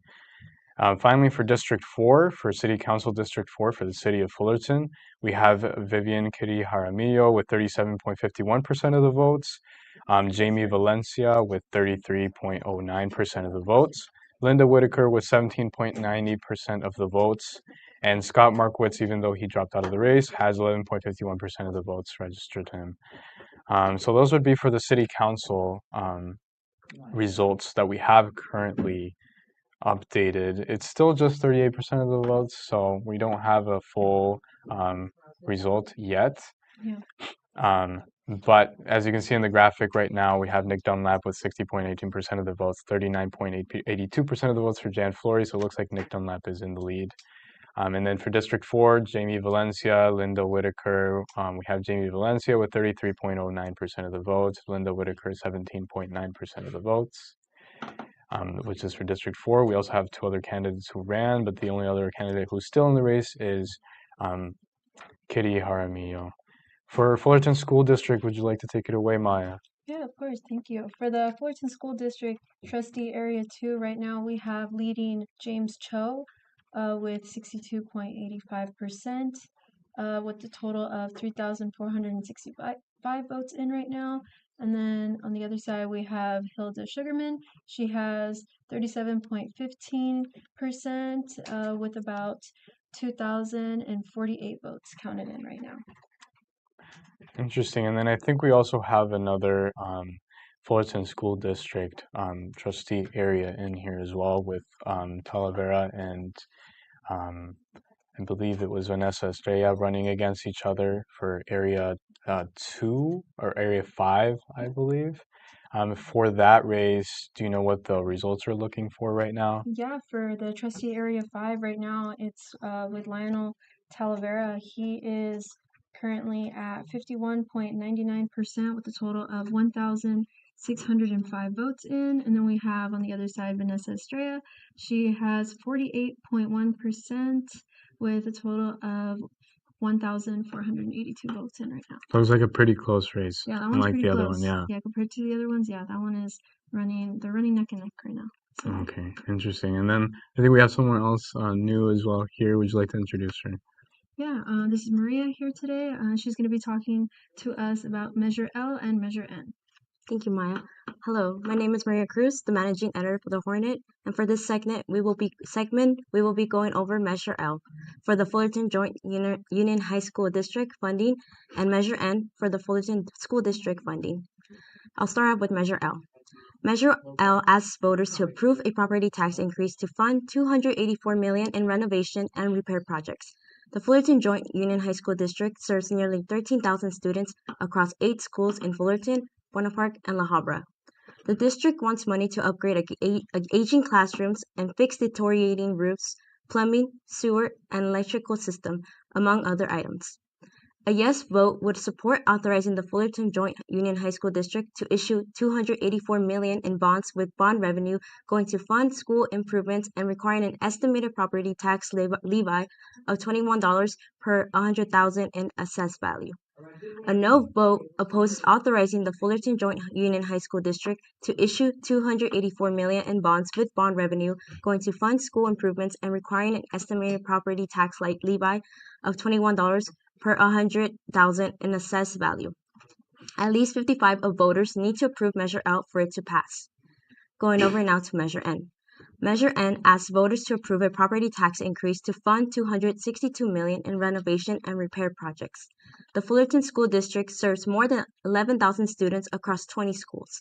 The district wants money to repair aging classrooms, labs and facilities, remove asbestos and lead pipes, and fix deteriorating roofs, plumbing, sewer, and electrical systems, among other things. A yes vote would support authorizing the Fullerton School District to issue $262 million in bonds with bond revenue going to fund school improvements and requiring an estimated property tax levy of $30 per 100,000 in assessed value. A no vote would oppose authorizing the Fullerton School District to issue $262 million in bonds with bond revenue going to fund school improvements and requiring an estimated property tax levy of $30 per 100,000 in assessed value. In this segment, we went over Measure L and Measure N and what a yes vote and a no vote would mean. Thank you. Thank you so much, Maria. I think those measures are really important, especially when it comes, again, bringing it back to like local importance. With the Fullerton High School was Measure L, right, for the Fullerton High School, and then Measure N being for the Fullerton School Board. And those relating back to the races that we've been talking to as well. But yeah, and then we are also going to update you guys with the presidential election later on. But for now, we're going to be going to look at actually the Measure N and Measure L results. Yeah. If we can maybe pop those up. Well, right here for Measure L, the bonds that are voting yes, it's currently at 57.05% with 23,250 votes in. And then for no, we have 42%.95 with about 17,506 votes in. So the yes, what does the yes do again for Measure L? The yes would support authorizing Fullerton Joint Union High School District to issue the 284 million in bonds with bond revenue going to fund schools. And with these with these bonds, the district would want to upgrade aging classrooms and fix deteriorating roofs, plumbing, sewer, and electrical system. Basically, like the overall structure of the school. So a lot has to do with like school infrastructure. And it does look like the majority, at least for now, seems to be in support of it. And then do we have any results for Measure N? Yeah, for Measure N, we have, looks like it's leading with yes votes in the bonds for 59.63% with a total of 13,787 votes in for the majority. And then for no, on the no side, we have 40.37 with total vote in of 9,335 overall. So it looks like that one is also leading for yes. And that one also covers. Yes, it's like a 262 million renovation repair projects, which would include aging classrooms, labs, facilities, remove absetos, and leak pipes. So the same thing as Measure L, more infrastructure. Okay, so they both kind of have the similar goal, but yes. just applying to different environments. So high school and just a normal The district school. itself, yeah. Okay, like elementary schools and other. But it looks like the majority is in favor of voting yes for these measures. And I think that's really, that kind of like says a bit about our voter turnout and how they really kind of like emphasize education. But it is still just 38.6% of the votes that we're still relying on for the Orange County results. So who knows if this will kind of flip or kind of change as we go through the night. Yeah, these are really important measures to, discuss because this does have a lot to do with our future. Our students are our future, and being able to provide the best resources and the best classrooms and just everything that is, well working for them. It's very important for us to be able to fix that for them. Yes, I totally agree. I think that the best way to provide education is having a safe environment for our children and for the future generations to come. Yeah, 100%. Now we're going to be talking a little bit about the update on the NOCCCD results. NOCCCD stands for North Orange County Community College District. I believe we had Kyle Miller. And who else was on that ballot? I think it was Kyle Miller versus the incumbent Ryan Bent. So for this race specifically, with that 38% voter turnout, we have a 59.28% majority for Ryan Bent, the incumbent, with 40% of the votes going to Kyle Miller. The vote counts for Ryan Bent, 18,239, and for Kyle Miller, 12,527. So it looks like the majority of what we have for now is leaning towards Ryan Bent. He's a trustee for Area 7 for the North Orange County Community College District. Let's see, maybe now we're going to move up to like proposition updates. We had a few different propositions on the ballot this year. We had Proposition 2, Proposition 3, 4, 5, 6, and then different propositions as well. We'll be covering the updates on those for the Orange County results. For the California Secretary, do you have maybe some results for that, Maya? Well, right now I was looking at Proposition 2, which we did talk a little bit about earlier. Looks like a yes on Prop 2 is leading right now with 53.48%, with total votes coming in at 270,000 right now. And then we go on over to Proposition 3, which is also with a leading vote for yes, which holds at 59.24%. With total votes of 402,833,000 going in.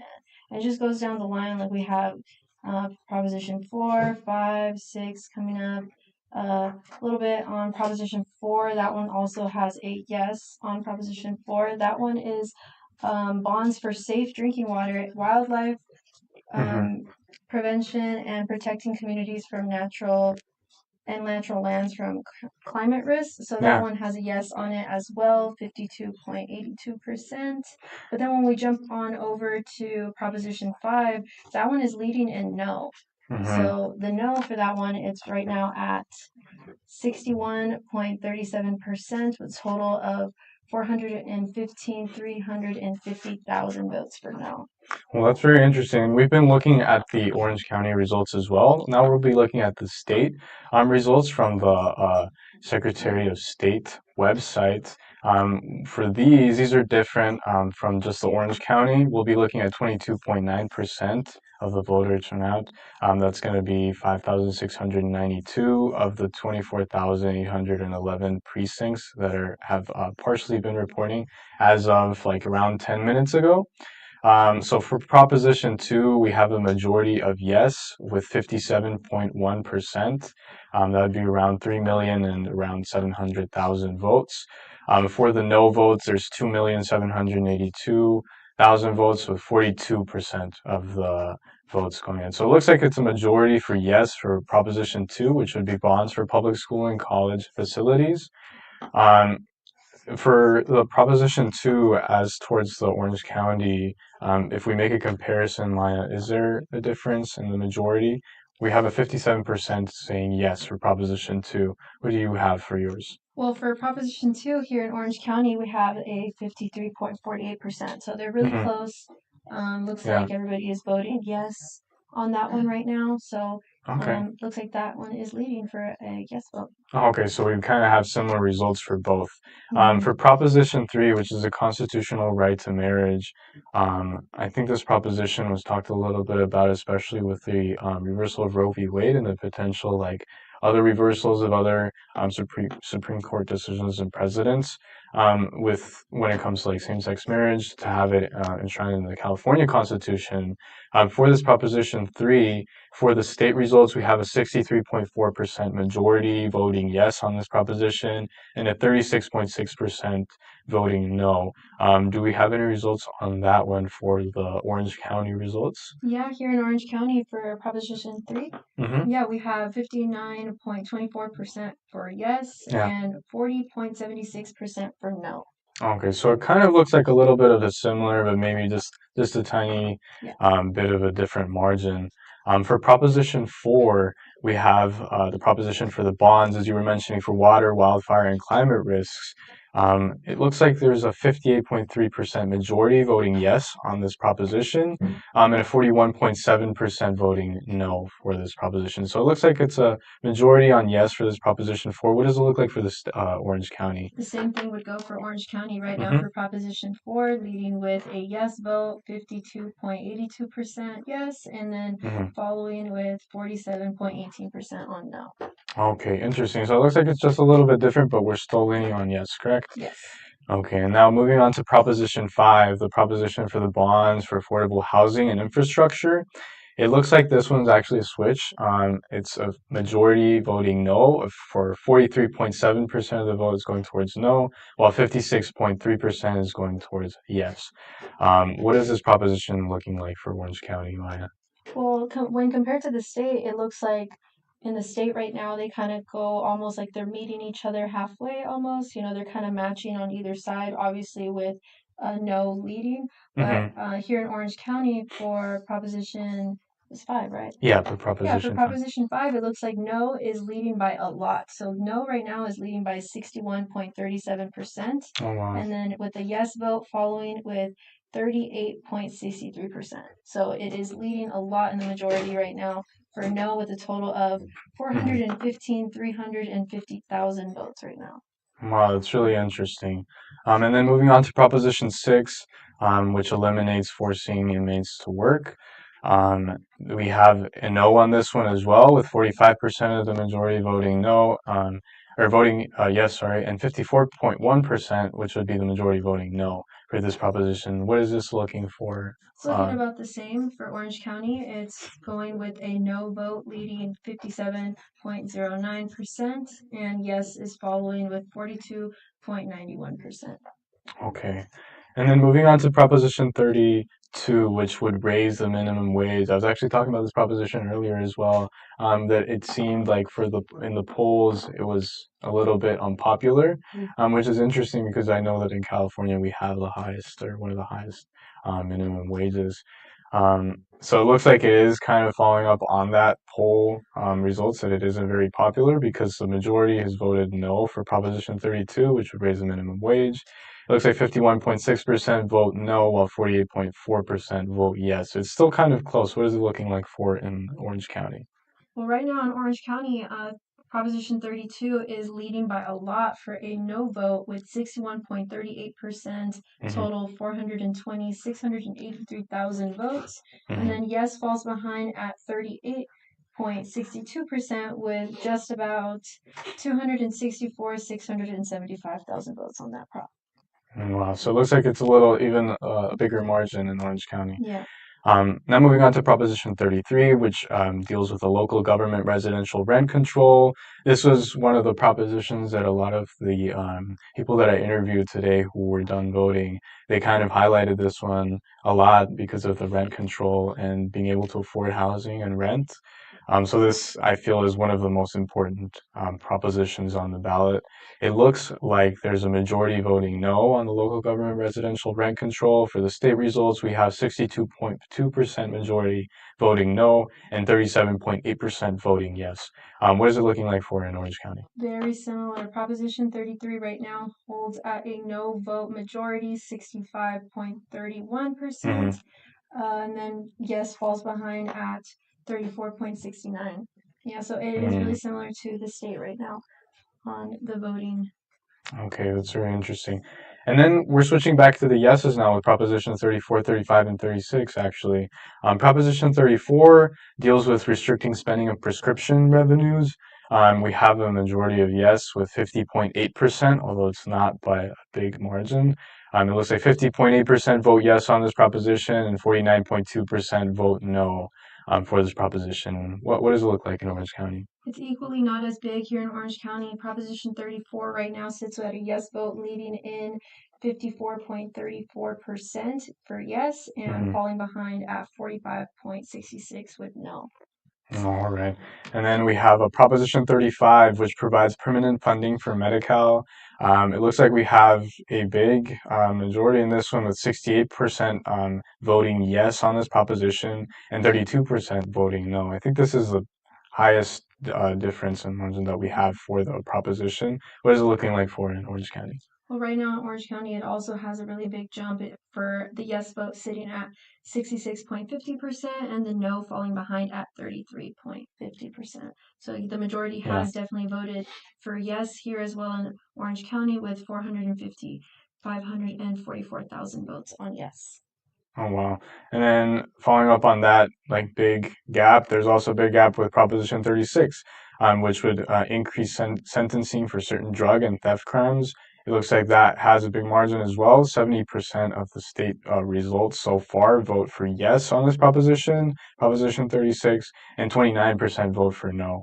What is it looking like in Orange County? It's looking like this is probably the biggest jump that I have seen right now in Orange County as well. It's sitting at a yes vote in the majority for 75.64% on yes and following in no, 24.36% voting for no. So that covers all the propositions that we have on the ballot. I think we'll now move it over to Studio 2. They're going to give a little bit more context about these propositions.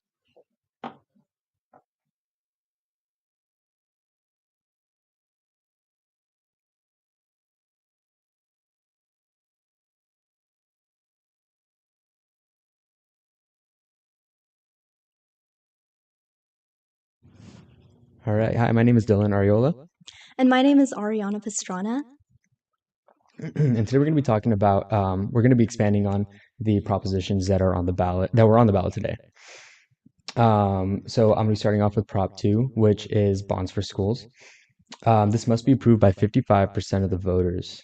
This would provide 8.5 billion to K-12 schools and 1.5 billion to community colleges to renovate, fix, and construct facilities. The money would be distributed through the matching grants, with the state paying a greater share of costs for less affluent districts and those in higher numbers of English learners and foster youth.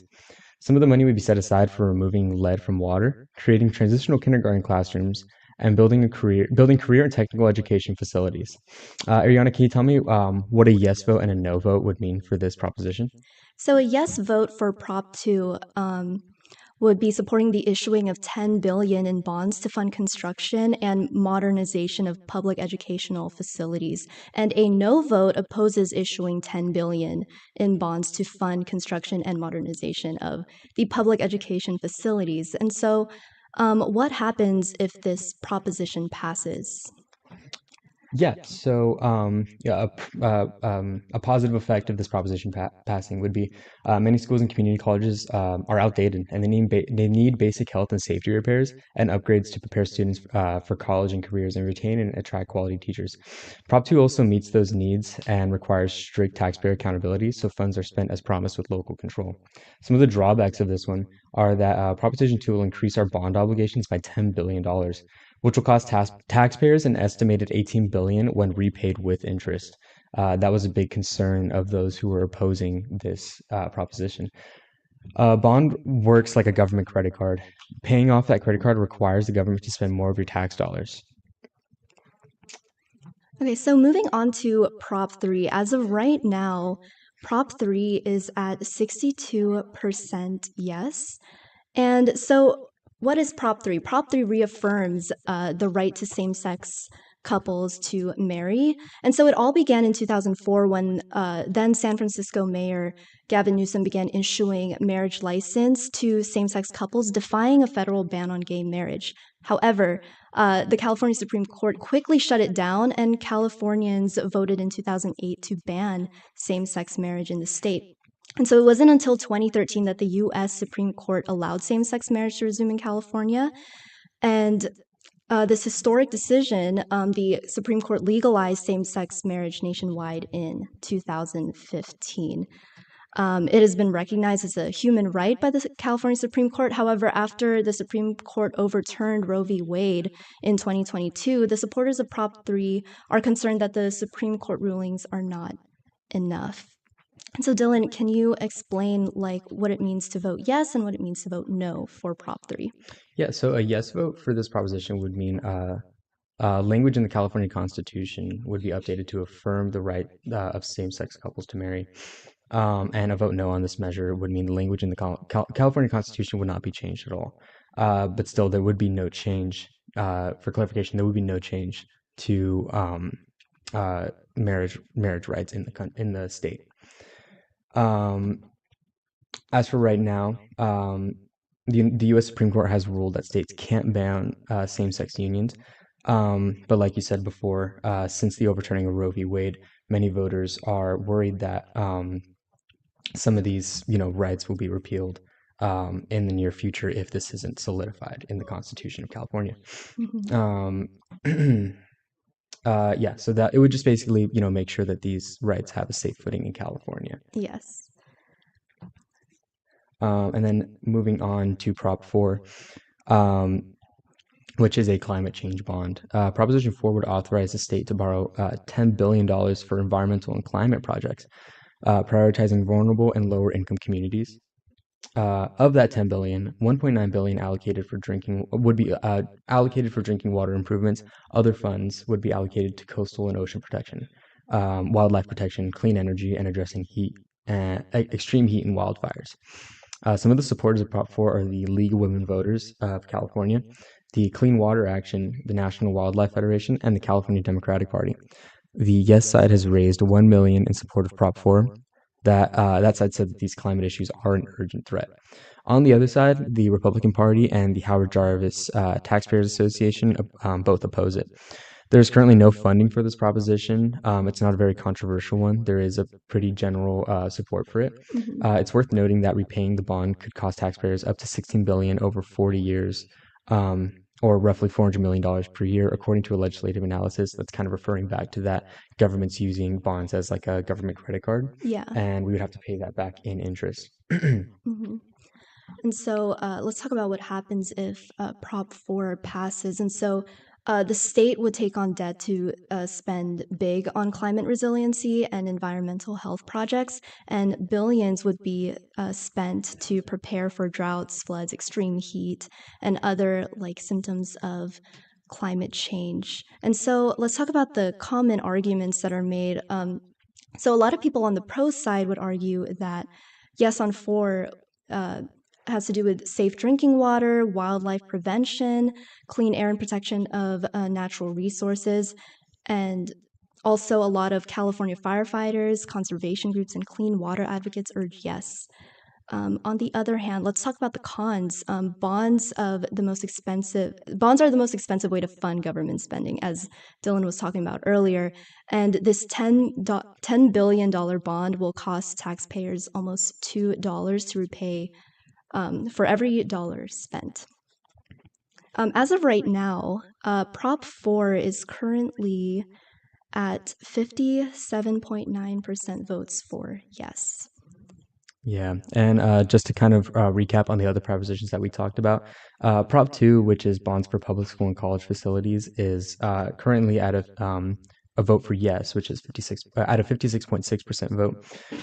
Prop 3, which is the constitutional right to marriage, is at a 62.3% yes vote. And the bonds for water, wildfire, and climate risks are at a 57.6% yes. Moving on to Prop 5. Ariana, do you want to talk about Prop 5 a bit? Yes. So Prop 5 is voter approval of affordable housing. And so it focuses on housing and what kind of like approval local governments need to take out loans for housing projects. So right now, bonds or loans for new affordable housing projects require voter approval, and they need a 2/3 vote to pass. And so Prop 5 would require fewer people to vote yes on housing bonds for it to pass. So notable supporters of this proposition are the League of Women Voters of California, the California Democratic Party, and the California Federation of Labor. And they say that there should be fewer roadblocks to building affordable housing, and supporters have raised $5 million. And that might sound like a lot, but the opposition has raised much more, nearly $30 million. And so opponents include the California Chamber of Commerce and the Californian Republican Party. And they say property owners will end up having to take on the cost of paying back loans for affordable housing. And so what does a yes vote mean, and what does a no vote mean? Yeah, so a yes vote essentially means that bonds for affordable housing could be approved with a 55% vote instead of the current 2/3 approval requirement. A no vote for it would obviously mean that these bonds would continue to need approval of 2/3 vote. If this does pass, some of like the positive outcomes that people have argued are that shifts of local spending priorities away from the state government. This shifts local spending priorities away from state government, giving local voters and taxpayers the choice and the tools to address the challenges facing their communities. Whether it's housing, affordability, safer streets, more fire stations, or other community-driven projects, Prop 5 would give that power back to the voters. And a lot of people argue that this, 2/3 majority vote, supermajority vote, is somewhat unconstitutional. Yeah. Many, argue that needing that supermajority doesn't account for, what the majority of people actually want or what the community actually needs.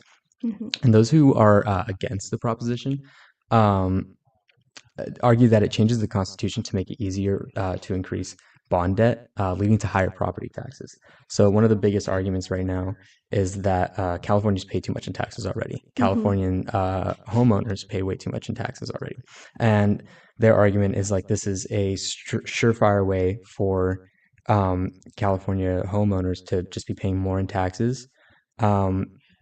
because this would pave the way for, more projects, more adjustments to the community, more things that they're going to be building. Mm-hmm. And then in the next proposition, we're going to be talking about Prop 6, which is addressing the involuntary labor in prisons. Prop 6 would impact the justice system by prohibiting inmates from working involuntarily. It would replace mandatory labor with volunteer work assignment programs, which would help inmates by taking time off their sentences through earned credits. California has about 90,000 inmates. Nearly 40,000 of them are employed within the prison system, doing construction, cooking, cleaning, and yard work for about 74 cents an hour. Inmates who work as firefighters earn $10 per day. The Yes on Prop 6 campaign has currently raised $1.2 million with the support from the California Democratic Party, the California Labor Federation, the ACLU, and the California Black Legislative Caucus. There's currently no funding against the proposition. It is opposed by Howard Jarvis Taxpayers Foundation and the California Republican Party. And so voting yes on Prop 6 would prohibit forced labor for inmates, and voting no would keep the current involuntary labor within the prisons. And so let's take a look at what changes if it passes. So incarcerated people in California would no longer face disciplinary consequences if they choose not to work while in prison. And so, yeah, as you mentioned, right now there are 40,000 of the state's approximately 90,000 prisoners work, including as janitors, firefighters, and they make license plates, but they're often paid less than $1 per hour. And so some of the pro arguments for this proposition is that it ends slavery in California, it upholds human rights and dignity for everyone, and it replaces like involuntary servitude with voluntary work programs. And it also has bipartisan support, and it aligns with the national efforts to reform the 13th Amendment. However, the cons, there's not a lot of arguments against Proposition 6, so it seems as though that a lot of people tend to agree on this topic. Yeah. Well, with that being said, though, Prop 6 is currently behind. It's currently a no vote. As of right now, it has a 54.4% of voters saying no to eliminating forced labor on inmates. Do you have any idea of like why that might be? Honestly, I'm not sure. I Yeah. predicted that this proposition was going to be a bit of a landslide. Anybody that too. I've talked to has been way against this, has been for Prop 6, and they've had their arguments for it. They have a long list of them, and I haven't seen a lot that said no to it. So it's honestly a little bit jarring. I wasn't expecting that at all. And I'm sure later on we'll hear what why a lot of people are saying no to this proposition. Yeah, and just to clarify, these aren't official results just yet. There's only a small percentage of these ballots that are coming in, but as of right now, this is these are the results that we're seeing on our end. Ariana, do you want to talk about Prop 32 a bit? Yes. So Prop 32 has to do with minimum wage. And so they would raise the state minimum wage to $18 per hour starting on January 2025. And this is an increase from the current minimum wage of $16. And so the increase in minimum wage would apply statewide to all businesses, regardless of the number of employees. And it would be adjusted based on inflation starting in 2027. And organizations such as the California Labor Federation and One Fair Wage support Prop 32. And supporters have raised almost $610,000, while groups such as the California Chamber of Commerce and California Restaurant Association are against the proposition. And they've raised almost as much as $520,000. And so a yes for this prop would increase the minimum wage to $18 for all employees in California starting in January 2025, and a no would keep the minimum wage to $16. And so, Dylan, can you give some of the pro and con arguments? Yeah, so I mean, this is obviously a topic that a lot of people talk about, not just in local elections or statewide elections, but on a national scale. where people often argue that the minimum wage right now is not enough to support people or support to be able to support themselves living in California, especially. But I mean, you also have the other side of the ticket that their biggest concerns are, what about inflation? We've already dealt with years of inflation during and after the pandemic, and many view this as like a surefire way of raising prices all over again. Yeah. So I mean, just looking at the results so far, it is listed as a no from the votes that have come in, but it's also important to mention that it is a very close race. It's only leading on no by 51.8%. So that could switch at any time. It's also interesting to see like how they've also raised almost the same amount of money for this proposition. So it is definitely a half and half. Mm-hmm. Yeah, they've raised within 100K of each other. Both, the agreeing and the opposing raising upwards of $1 million each. So yeah, I think that one's definitely one to keep an eye on since it is so close, and I think the outcome of it can change at any time. All right, and then moving on to Proposition 33. This one has to deal with rent control. Proposition 33 seeks to repeal the Costa-Hawkins Rental Housing Act of 1995. This act prohibits cities and counties from enacting rent control laws on certain properties, like single-family homes and newer apartment buildings built after 1995. If Prop 33 is passed and Costa-Hawkins is repealed, it would allow local counties and cities to pass broader rent control measures. Supporters of Prop 33 include the California Nurses Association and California Alliance for Retired Americans and tenants together. They think more local control could protect tenants from rent hikes. Opponents of this proposition include the California Council for Affordable Housing and the California Chamber of Commerce. They warn that more local rent control laws could halt new affordable housing construction and hurt economic growth. Similar proposals have been on the ballot in 2018 and 2020, but both were rejected already by California voters. The yes side of this ticket has raised $50 million, and the no campaign has raised almost double at $90 million. Wow. Do you want to talk about what a yes vote and a no vote would mean for this proposition? Yes, and so a yes vote for this proposition would mean that cities and counties could implement broader rent control laws without state restrictions, and a no vote means that the current limits under the Costa-Hawkins Act would remain in place, and cities would still be restricted in how they implement rent control.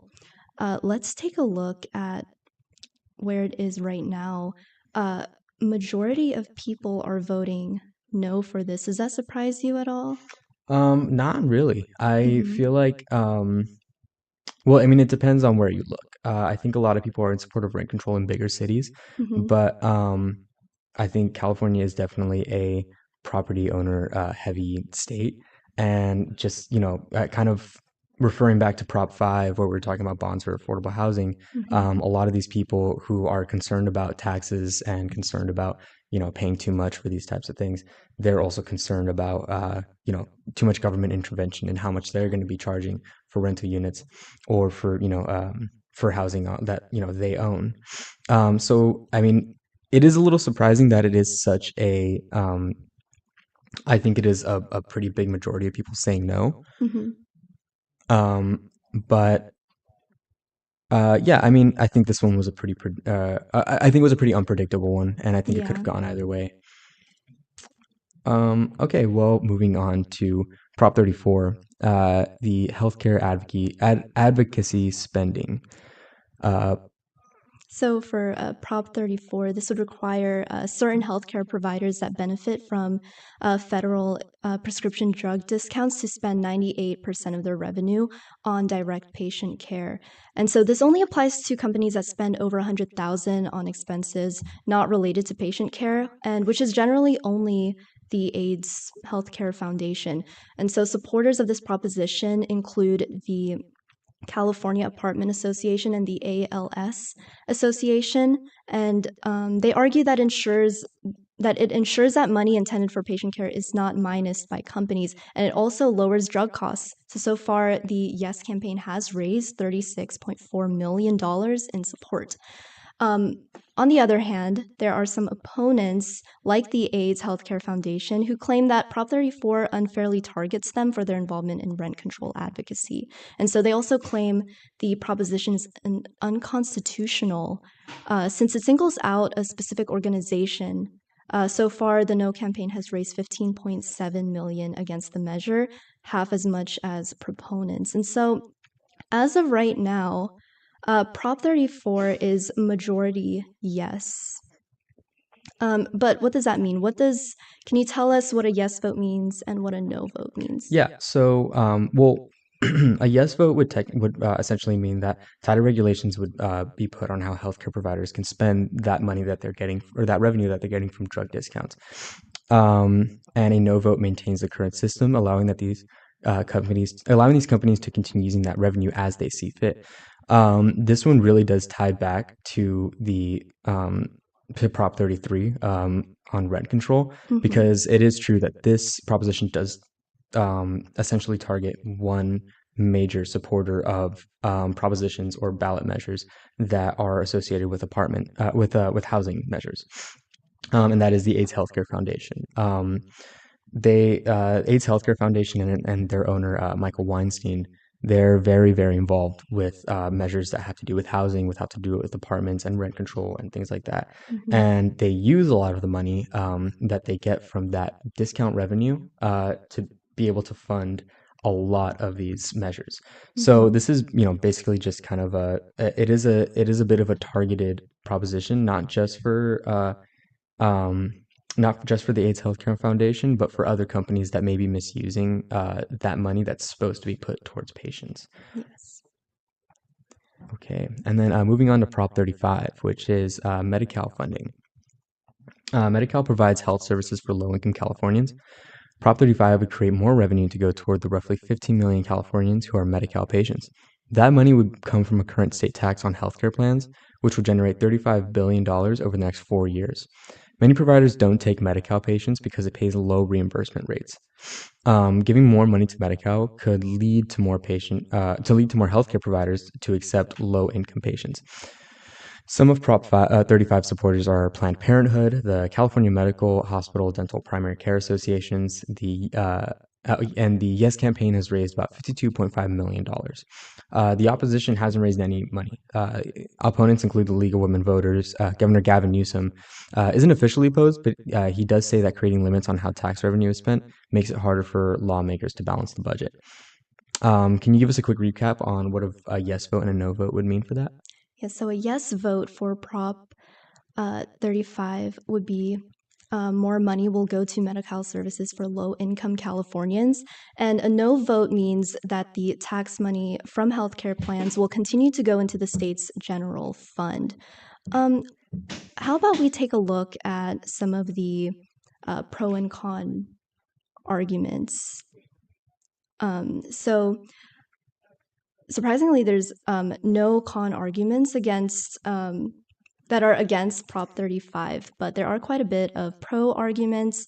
And so this funding would protect access to primary and specialty care, community clinics, hospitals, ERs, family planning, and mental health providers.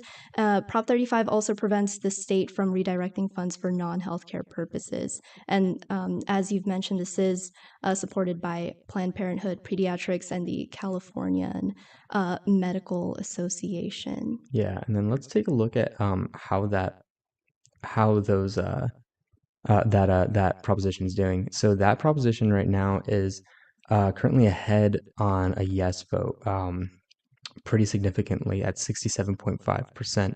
I think Medi-Cal is, or affordable healthcare is a pretty important topic for Californians and for voters around here, and they want to be able to retain that, that affordable healthcare for as many people as they can. So I don't think that one was. I don't think that's much of a surprise that it's doing very well. Yeah. All right, and then moving on to Prop 36.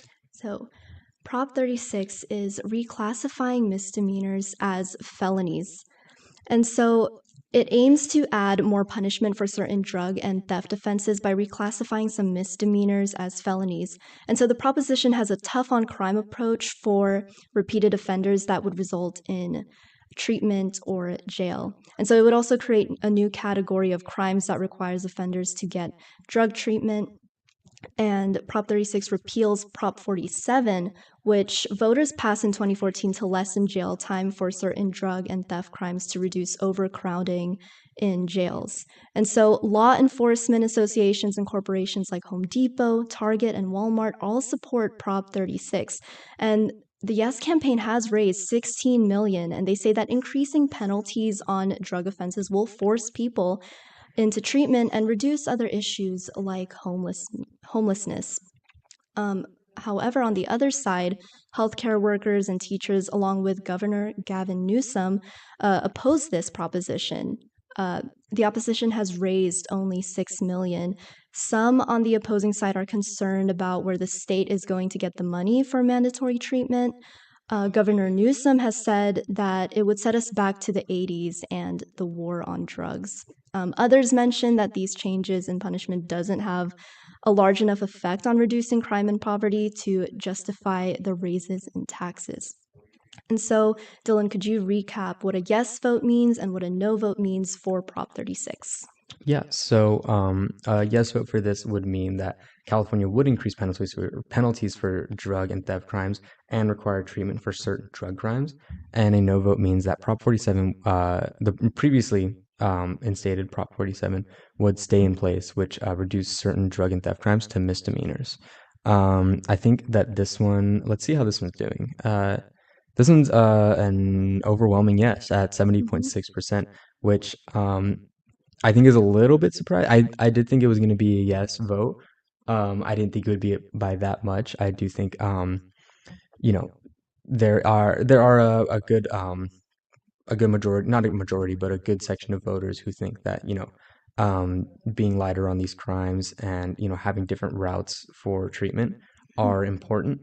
But I mean, obviously, on a national scale and especially locally in California, crime has been, one of the hottest topics in the election. And I think that a lot of voters were frankly like sick of it. And they, one of the, arguments against it is saying that, where are we going to get the money to, where are we going to get the money to treat these people? Where are we going to, how are we going to be able to put them through mandated treatment?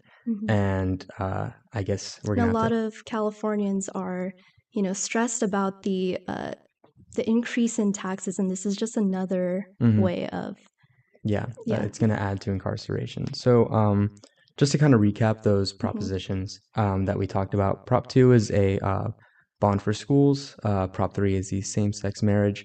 Prop 4 is the climate change bond. Prop 5 is the voter approval of affordable housing. Prop 6 is involuntary labor in prisons. Prop 32 is raising minimum wage. Prop 33 concerns rent control, and Prop 34 is concerned with the healthcare advocacy spending. And Prop 35 is Medi-Cal funding. Prop 36 is concerned with classifying misdemeanors as felonies. And I think that's all the time we have. Thank you, guys.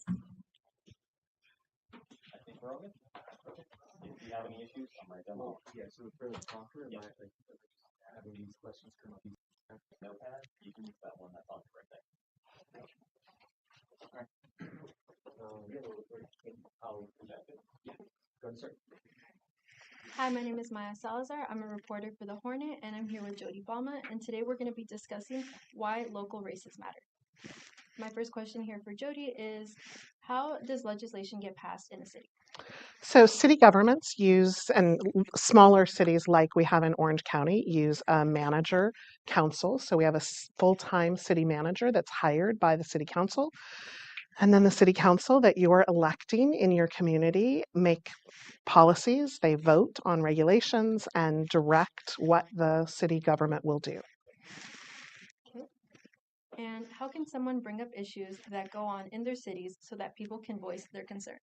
So there are a number of ways that you can complain, that you can voice your concerns about a city, you can actually contact City Hall.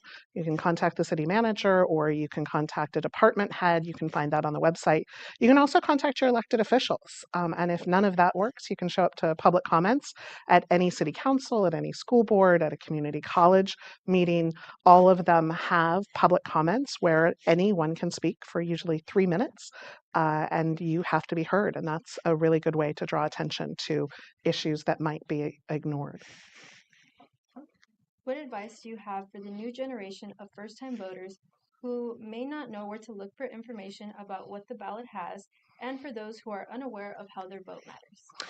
Yeah, and that's really an important factor. I think too often we pretend like the presidential election is the only thing that's on the ballot, and then young voters are shocked when they actually start to vote and they realize that there's this whole pop quiz that they haven't prepared for. So there's lots of ways to be informed. Also, be aware that you don't have to fill out the entire ballot. You can answer what you know, you can leave things blank. But the more you want to be informed, there are really great resources. There's the sample ballot that you get that you can look at. There's also ballotpedia.org. The League of Women Voters that I'm really involved with in the North Orange County does a really good job of trying to engage and inform voters. We have candidate forums where you can come, and most of them are recorded, so you can watch them online if you don't go in person. But it's an opportunity for voters to actually ask questions of their candidates before they decide who they want to vote for. Vote411.org is available where you can look up. The league sends out questionnaires. We never tell you who to vote for. We're nonpartisan, but we want you to be informed. So a lot of candidates will answer those questionnaires, and you can kind of compare what their positions are. That's a really good way. And then they have websites. Sometimes there are mailers that you might get that will help you. Endorsements, if you trust organizations in your community, you might want to follow their lead on who to vote for. But it's important to really look and see who you're voting for before you cast a ballot. And what are the city council positions that are currently being voted on? So a lot of cities in Orange County have gone to districts. So if you don't see a council race on your ballot, that might be because you'll be voting in 2026. La Habra, Brea, and Yorba Linda still use at-large elections where everybody in the town is voting for the candidates on the ballot every 2-year cycle, usually with 5 members of a school board or a city council or a community college district. There might be a few more, and so we usually split up. So there might be 3 on one ballot and 2 in 2 years, and then the reverse will be true. And so you might not see somebody on your ballot if you live in one of the districts that were elected in 2022, and you'll see them in 2026. What are typically the main issues that are being addressed on the ballot? So this ballot has a lot of things being addressed in addition to Congress, where we're voting for the president, obviously, but also California is electing a United States senator to replace Dianne Feinstein, who died in office. Every one of the 435 members of the House of Representatives are on the ballot, so everybody has a member of Congress on their ballot. Then we have state elections, where you're voting for legislators in the state Senate and the state Assembly, community college districts, city councils, local school boards, and then 10 statewide ballot measures. Again, Ballotpedia is a great resource to make a selection for the statewide ballot measures. It can be complicated to sort through all of that, and there's hundreds of millions of dollars being spent on ads that will hopefully go away after tomorrow. So we can stop getting texts and stop having all of our social media interrupted by ads. And then there are local measures. And so your city, Buena Park and La Habra, are asking for sales tax increases. A lot of the local school boards are asking for bonds, where they're asking for a property tax increase to fund the construction and maintenance of those buildings that the state unfortunately doesn't pay for any other way. So there's a lot to vote on. Yes. And why do local elections tend to have a lower voter turnout And how can the community be made aware of the candidates running for those positions? Yeah, these are what we call low information elections. It's difficult to find out information about some of these elections. It's why I'm so committed to making sure that voters are educated and informed about local elections. These are really important elections, and it can be hard to vote and know who to vote for. So it's why I'm involved in the candidate forums. It's why I really believe that young people especially should get involved in local elections.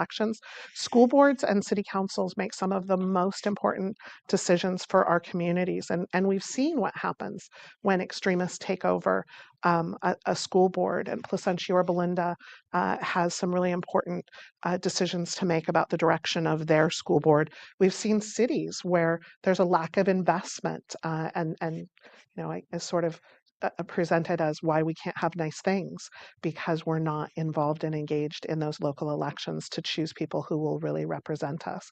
So it's important to be informed. It's important to learn more about the candidates. It's important to hold them accountable for what they do once they're elected. But those elections, your vote really does matter. We had in 2020 a Brea school district race that was tied. Each candidate got 1,805 votes, and they threw dice to determine who would be elected for a 4-year term on the Brea School Board during the pandemic, when those board members would decide whether or not the school's open, how they open, what the security measures are, and a ton of other really important issues. But every vote matters in a local election. So Exactly. really important. Every vote. Thank you so much for Sure. your time here today, and that's all we got. Thanks. We're breaking? Cool. Now, we will be going over with our latest updates regarding the national race. As of now, the New York Times reports that Trump has currently 246 electoral votes, leaving him with 24 votes left to get to 270, whereas Kamala has a total of 210, leaving her with 60 votes left to catch up to make it to 270. Yeah, right now I was looking at the Washington Post. The Washington Post has yet to be updated right now, so it still reflects that Trump was at 230 and Kamala is still sitting at 210. But for the most part, it does look like Trump is currently leading and with just 24 votes behind winning the presidential position. Yeah, I've been looking at the LA Times as well, especially at the swing states, since those are some of the most important ones for this presidential election. We know that a candidate needs 270 votes in order to win. Like you guys are mentioning, Trump is ahead with 230, and we have 210 so far for Harris, at least at the LA Times. Very recently, though, I received an update from the New York Times saying that Georgia was called for Trump. But it's still very recent. So we're hoping to get it updated on the LA Times as well. But that would be one of the swing states in which Trump would be winning. It looks like another swing state as well is Pennsylvania. It's still 89% of the votes that have been counted.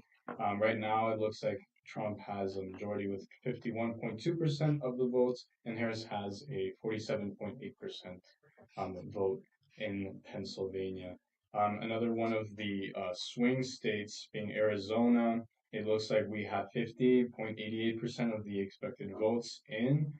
So that one's still kind of around halfway, but it looks very, very close in Arizona, with Trump having 49.9% of the votes and Harris having 49.2% of the votes. So it looks like it's pretty close for Arizona. California has also been called for Harris with 60.3% of the votes. So that has already been called according to the LA Times. And we have Minnesota, home of VP candidate Tim Walz, with 50.3% going towards Harris and 47.7% going towards Trump. Maria, would you like to update us maybe on a couple of other swing states or other states that we haven't covered yet? Yes. So as of now, New Mexico has updated us that 51% of the votes have gone to Harris, whereas 46% of them have gone to Trump. There's also New Hampshire, which has 51% with Kamala and 48 with Trump. New York has 56 and Trump at 44. and New Jersey has 51 Kamala and 47 Trump. To recap, Kamala would probably need to win Michigan, Wisconsin, and Pennsylvania in order to be able to possibly turn over her score. But as of now, there's those three main states have not yet given any updates. The only results as of now currently nothing has been set yet. But Trump has 51%, Kamala has 48 in Pennsylvania. At Michigan, Trump has 52% and Kamala has 46%.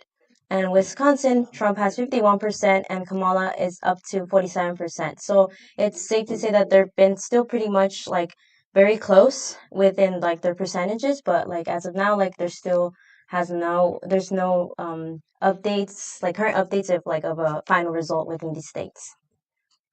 Yeah, exactly what you were saying, Maria. Taking a look right now at the Associated Press news, it's telling me that if Trump were to win New Hampshire, Nevada, Pennsylvania, and Wisconsin, he would be taking the position of president. But then if we look on Kamala's side, she would need Alaska, Arizona, Georgia. Well, Georgia actually was already called, so the Associated Press, it hasn't been updated right now. It's still reflecting that Trump is at 230 when he is sitting at about 236, I believe. It was 246. 246. 246 right now. So Associated Press has yet to be updated, but Kamala Harris would still need Maine as well as Michigan and Minnesota and New Hampshire as well to win. Yeah, and then moving on maybe to the U.S. Senate race as well, that has been called very recently with a 51 majority with the Republicans. So they have control of the Senate now. One of the most recent ones that was called was I believe Utah with 61% of the votes. But it looks like the Republicans have taken control of the Senate now with 51 of the majority, 42 Democrats on the other side. That would be for the U.S. Senate. For the U.S. House, on the other hand, we have 183 Republicans with the seats and 154 Democrats on the other side. Now, for the U.S. Senate, there would need to be a 218 count in order to be a majority. It looks like the Republicans are on their way to that number, but we still haven't counted all of the seats for the U.S. House of Representatives. And we'll also be talking about the governor races, for example. We have 27 Republicans who have won and 23 Democrats. For a majority of governors, it would be 25 seats. So it looks like the Republicans have won the governor races with 27 seats occupied by them now. And then, Maria, would you like to mention maybe any other updates on this presidential or the federal level for the elections? Yes. So, as mentioned, the House of Representatives, nothing has been said yet, nothing has been made official yet. But according to the New York Times, the Republicans have 182 seats won, and the Democrats have 150 seats won so far in the House. So there's clearly a big gap of 30 something seats left to be for Democrats, between Democrats and Republicans. So as of now, it's just showing that the Republicans are dominating the House and the Senate. But as I mentioned, we still are waiting on those results. But as of now, as Sammy mentioned, only the Senate has been official as of now that the Republicans have full control of the Senate. Yeah, and then something really important to mention about this presidential election too, about incumbents, for example, incumbents have won re-election 7 times with Eisenhower, Nixon, Reagan, Clinton, George W. Bush, and Obama. They've lost re-election and elected a new president 4 times with Johnson to Nixon, Carter to Reagan, H.W. Bush to Clinton, and Trump to Biden. So that's a little bit of information about the presidential race. And it looks like it seemed to be a very close one, especially with the polls. But now it looks like maybe Trump is on the way to the majority. We still have to call a few other states. But yeah, that's a little bit of information about the presidential race. Do you have any more updates from the AP, Maya? No, looks like the AP Associated Press website has not updated right now. It's still not reflecting that Georgia was claimed for Trump. It's still behind on that, but hopefully we can get an update on that soon. Oh, here we go. Actually, it has updated. Okay. Trump is leading with a total of 51.2% in votes, a total of 64,875,350 votes for Trump. And then Kamala on the other side at 47.4%. She is holding 60,165,000. Oh, it just jumped 184,298 votes for Kamala.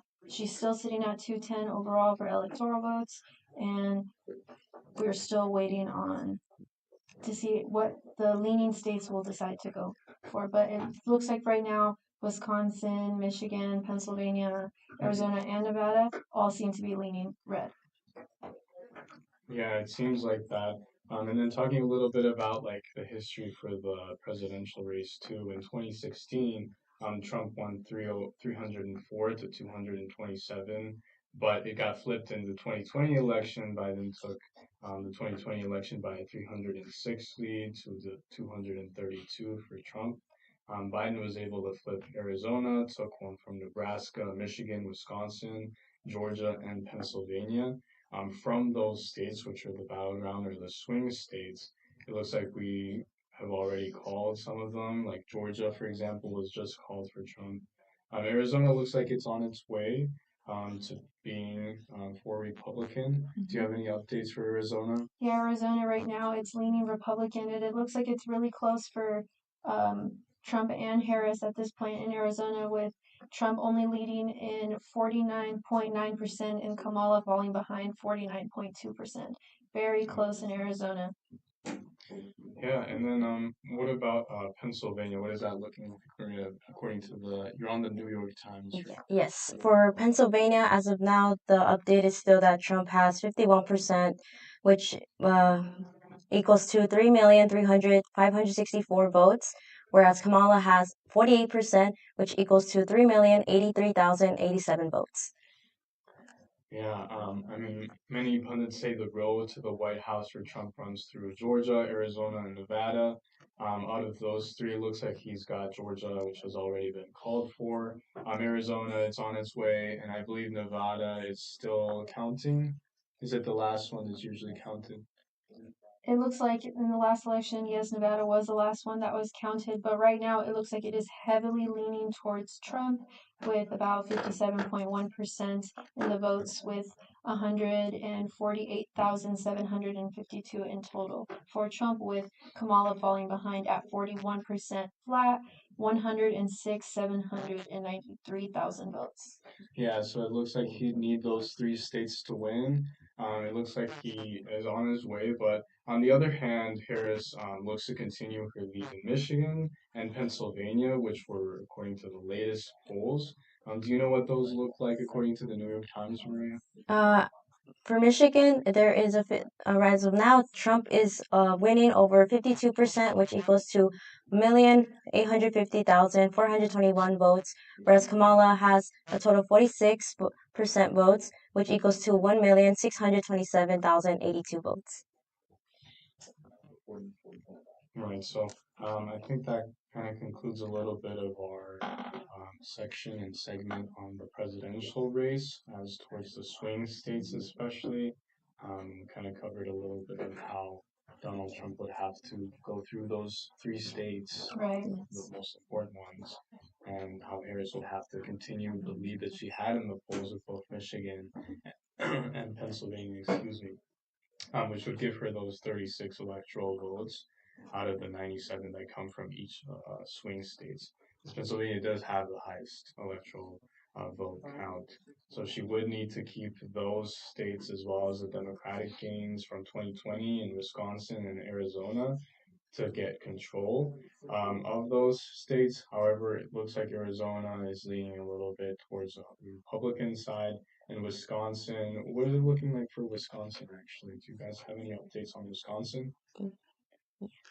Yeah, right now in Associated Press, Wisconsin is sitting at leading red for Donald Trump, 51.4% with a total of 1,479,763 votes for President Trump, former President Trump. And Kamala Harris right now is behind at 47.1% with 1,358,606 votes. Yeah, and then to give a little bit of updates too on the Orange County results for the presidential election, it looks like we have an update with a 40.5% voter turnout. It looks like there's been more ballots counted. And we know that California was called blue for Harris earlier on, but to just give a little bit more of the results that have been reported so far, it looks like 52.82% of the votes went for Harris and Walz, while 44.58% of the votes went for Trump and Vance. So it looks like California did, and Orange County is having a majority of those votes cast for the Democrats. Is there anything else, maybe on another, do you have any other updates, maybe like for the U.S. Senate in this case? Yeah, let me take a look right now on Associated Press to see if it's been updated for the Senate. And then for Well, the Senate has been called. Yeah. It has been called red. It still remains at 51 for Republicans and 42 for Democrats. But if we were to go and take a look right now at the office, for the House Representatives, it looks like it is leading red Republicans at 184 votes, with Democrats falling behind at 155 votes. So it looks like the Republicans are taking control or a majority as of now for the executive branch for the president as well as the legislative with the Senate and the House of Representatives too. It looks like it's on its way to control the House of Representatives as well. It looks like those three parts of the branches of the executive and legislative branches have been called or are on their way to being a Republican majority.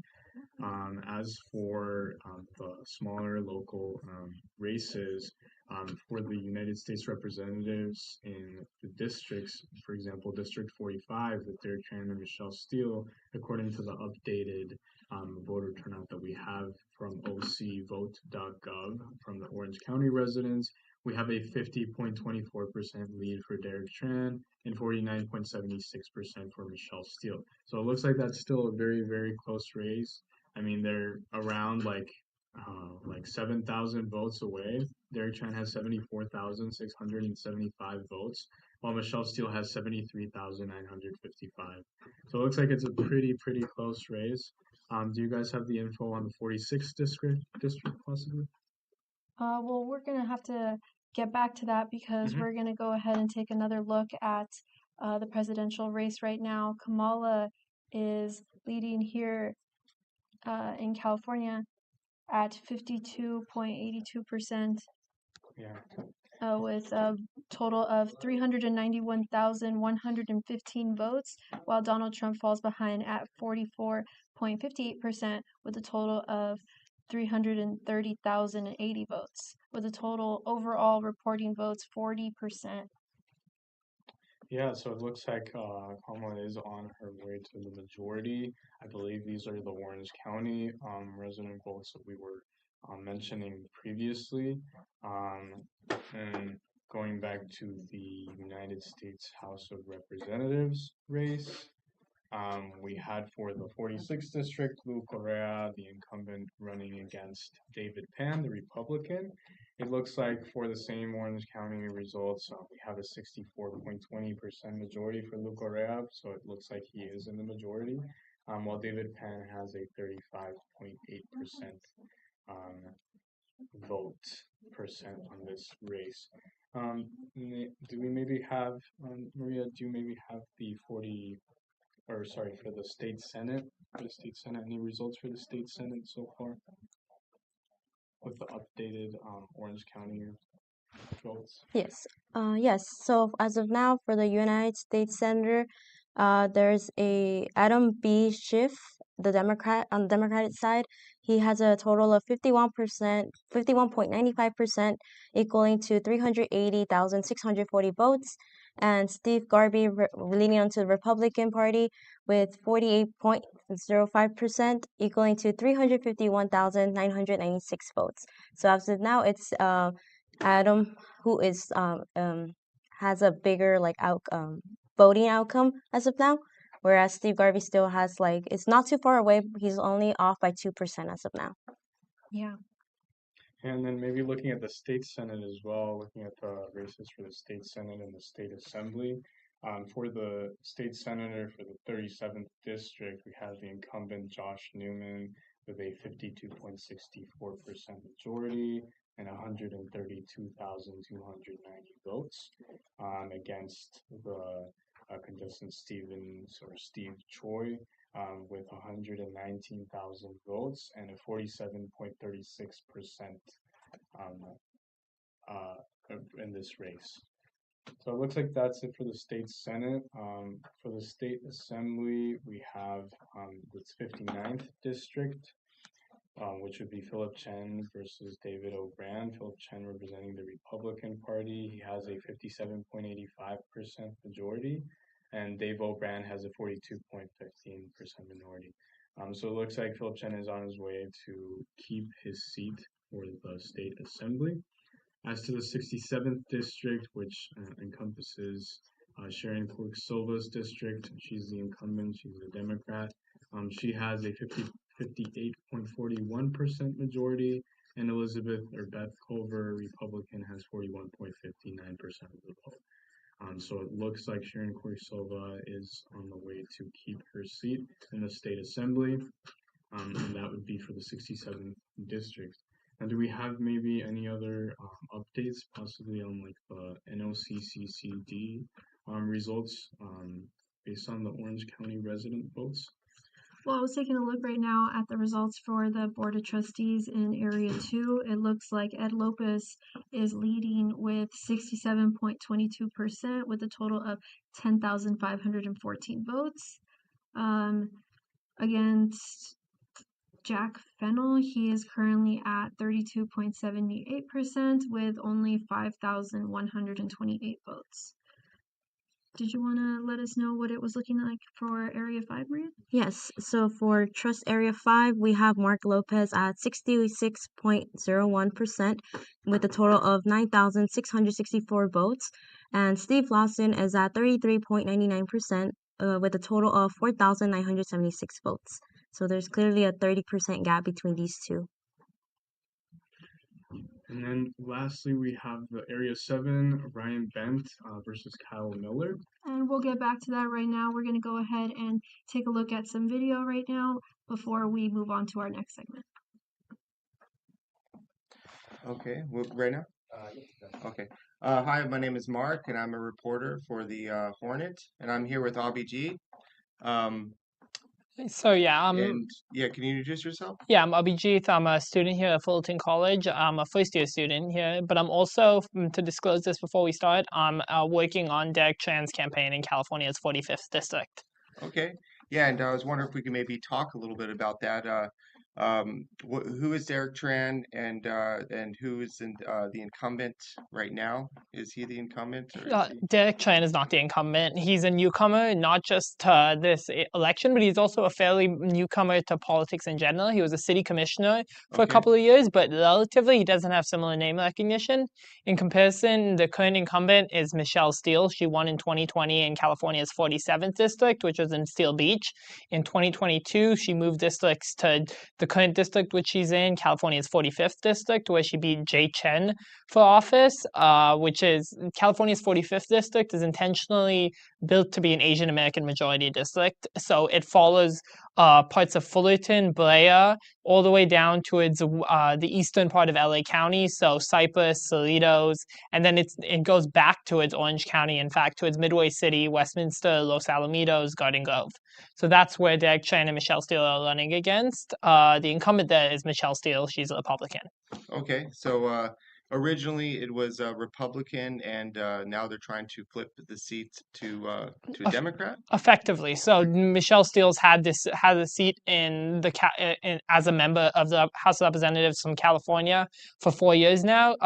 Democrats unsuccessfully tried to flip the seat in 2022 as well when they ran Jay Chen against Michelle Steele. Okay, and so if Derek Tran or if Michelle stays in the seat, what will happen from there? So this seat is really crucial. It's actually the most expensive House race in the country right now, just because of how much impact it can have depending who wins the seat. Currently, the Republicans are the slim majority in the House of Representatives by a couple of seats. I'm pretty sure it's within the realm of 3 or 4 seats. And every 2 years, the House of Representatives is up for re-election. So it's possible that every single representative loses that's currently in there. It's not likely. But what the projections are looking at right now is that this is going to be an extremely tight House, and if one party is able to gain a clear majority, it will only be by a couple of seats. And this is the closest seat in the country, if not the closest, one of the closest in the country. Okay, and do you know some of the priorities that if whoever wins, like what will happen or what they're trying to do, what they're for the House of Representatives? Like what? Yeah, so in regards to Michelle Steele's platform, it's very much a typical conservative platform. She's been involved in many bills. She voted down effectively the Republican Party lines. She supports the Republican Party and their policies. Some of those include the Right to Life Act. She co-sponsored twice, and as well as that, she's been endorsed by Donald Trump. She's very much a Republican candidate. And on the other side of the ballot, you have Derek Tran. He's very much a Democratic candidate. He's going to support Democratic issues, so stuff like abortion rights, a big issue at this point in the election. He's brought up quite a few other major issues that affect people. And again, their policies mostly lean with the Democratic. His policies lean with the Democratic Party. He's a registered Democrat. He's had major Democrats come out to canvass him to support him, like Bill Clinton came out to support him. So it's very much down party lines is how this election is. Okay.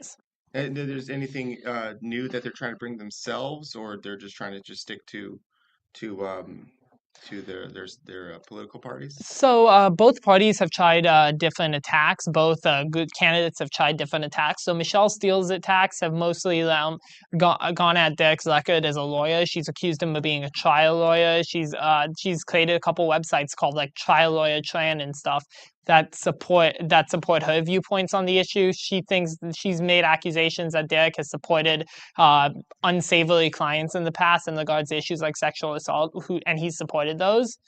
And also another one of her attacks, especially in the southern part of the district, in the majority Vietnamese-speaking part of the district, she's put out attacks calling Derek Tran a communist, which have been fairly controversial in that area of the district.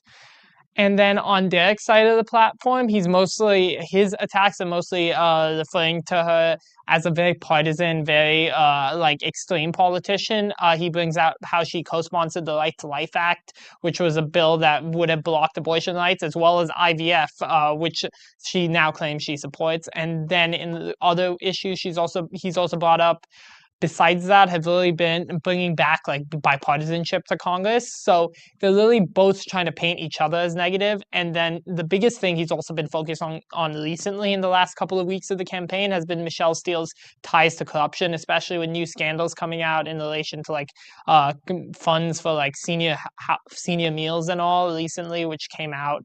The LAist wrote an article about it a couple days ago. So it's very much been each of them trying to paint each other very negatively. It's actually gotten condemned by major Asian American groups just because of how, frankly, racist some of the attacks have been. Even like people expect it's an Asian American district. Asian Americans should do fine. You're not going to deal with racist attacks. You do in this district because it's been a very, very aggressive campaign. Yeah. Is this something that you've seen? Is this something that has happened before, or is this something kind of new? Is this something like this? In regards to Derek Tran, he's a newcomer to politics. He hasn't really run a campaign before. But in regards to Michelle Steele, she tried similar attacks in 2022 as well. In not the lawyer attacks, but the attacks on Jay Chen at that point being a communist. She called him a communist, saying he had close ties to the Chinese Communist Party, which, from what I understand and what major outlets have reported, that doesn't seem to be the case. There doesn't seem to be any like legitimate evidence that he did, but that was a major attack and it was fairly successful. She won by 5 points in 2022 in a district that Joe Biden carried by 6 points. So she was very much able to get people out there to vote. And that was an effective attack against Jay Chen.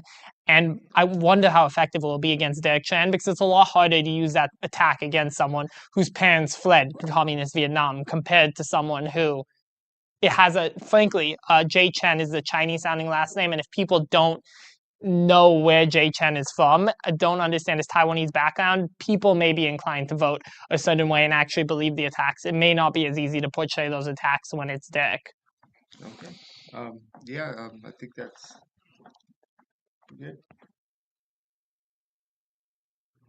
And welcome back. Right now, we're just going to give a quick little recap on some current updates. It looks like a minute ago here on the Associated Press News website, Kamala did just win New Hampshire, which puts her at 214 total electoral votes. Trump right now is still sitting at 247 votes total. And just now for seeing this, as it shows right here, the winning of New Hampshire put her up 3 more points, with New Hampshire being a total of 3 points for the Electoral College. And Donald Trump's still in the lead at 247 votes, of course. So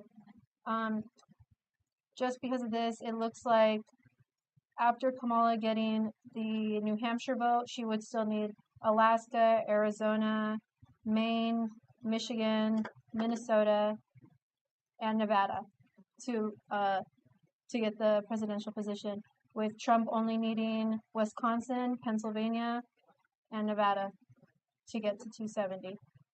Yeah, I mean, it looks like Minnesota is on its way to being elected for Harris. As for Pennsylvania, it still looks like it's leaning red, but it is one of the most important parts of the election, looking at those swing states. I know that Pennsylvania is still kind of counting. It's got 93% of the votes in, 51% towards Trump, and 48% towards Harris. She would need to win Michigan. Michigan looks like it's at 52% for Trump and 46% for Harris. It doesn't look like it's might be on her way, or it might be on its way for Harris. But she would need, you said, Michigan and Pennsylvania as well? She would need a lot more. She would need Alaska, Arizona, Michigan, Minnesota as well, Nevada, and of course Pennsylvania. Yeah, she is behind a little bit on these leaning states, but all the states right now, except for Michigan, seem to be leaning more towards red for Donald Trump. Yeah, and then we haven't really mentioned Alaska very much. Do you have any updates on Alaska, Maria? Yes, actually, the New York Times has shown that Alaska has, sorry, let me pull that up right now. Alaska has, with Trump, has 57% of the votes, and whereas Kamala has only 39%, there's only been 28% of the votes counted in so far. And to recap, Alaska accounts for 3 electoral college votes.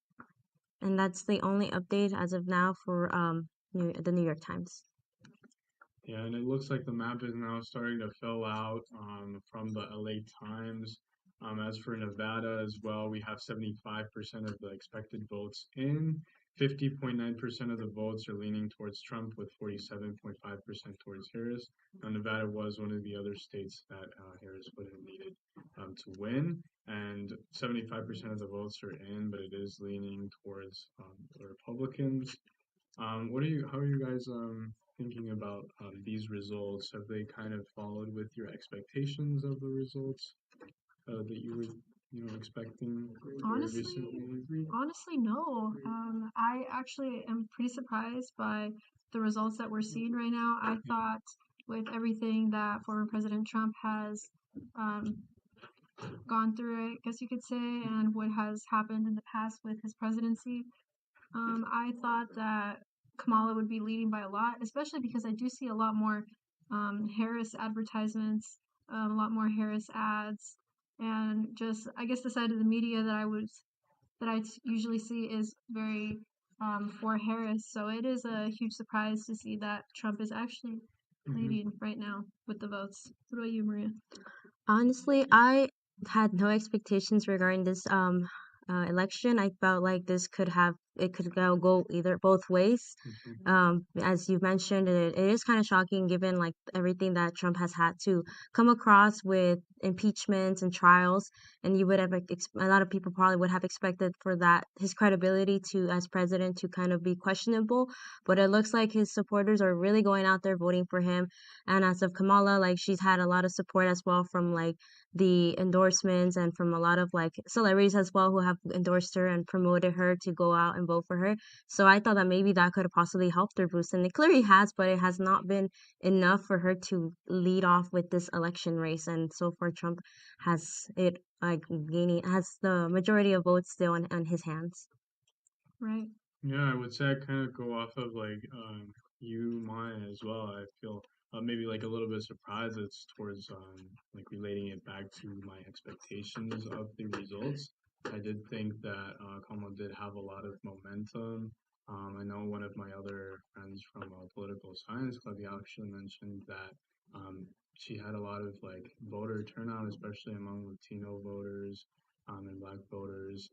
So it seemed like she had a lot of momentum going for her, and so I kind of had those expectations.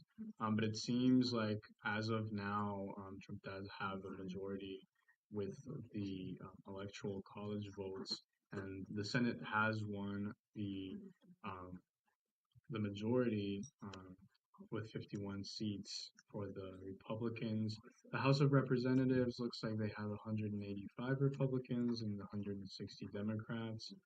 Do you guys have maybe any updates as to our local election results for the U.S. Senate and the U.S. House of Representatives? From what I've last seen, the House still kind of sits about the same with them leading in Republicans for 185 votes for Republicans and 160 for Democrats, still almost inching to the 118 that is needed. What about you, Maria? Yes, the New York Times also shows like the same amount of results. Like there has not been any different updates as of now, so it's basically looking the same as what you've just stated right now. Yeah. Yeah, and then we also have the state Senate and the state House of Representatives that we might come back to later as well. Do you guys have any more updates based on our general election? Maybe like other states. It looks like Hawaii still doesn't have any results, although it looks like maybe for the New York Times, Hawaii has a blue tint to it, although we don't have a lot of results in so far. So it looks like we're still waiting on that.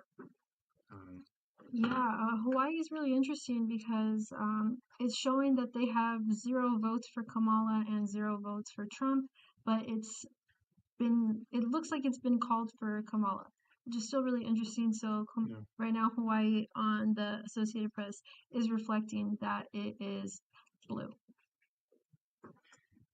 Yeah, and we'll continue to also look at those swing states later on, and also at the state Senate races and at the state assembly races as well.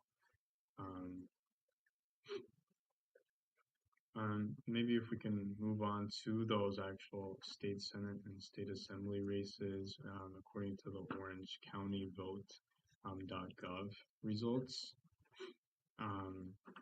We might have some results for the state Senate, for example, for Josh Newman. For the 37th district, it looks like Josh Newman is still at a majority with 52.6% of the votes, 132,290 votes, against Steve Choi, the Republican running for state Senate, with 47.4% of the votes, 119,012.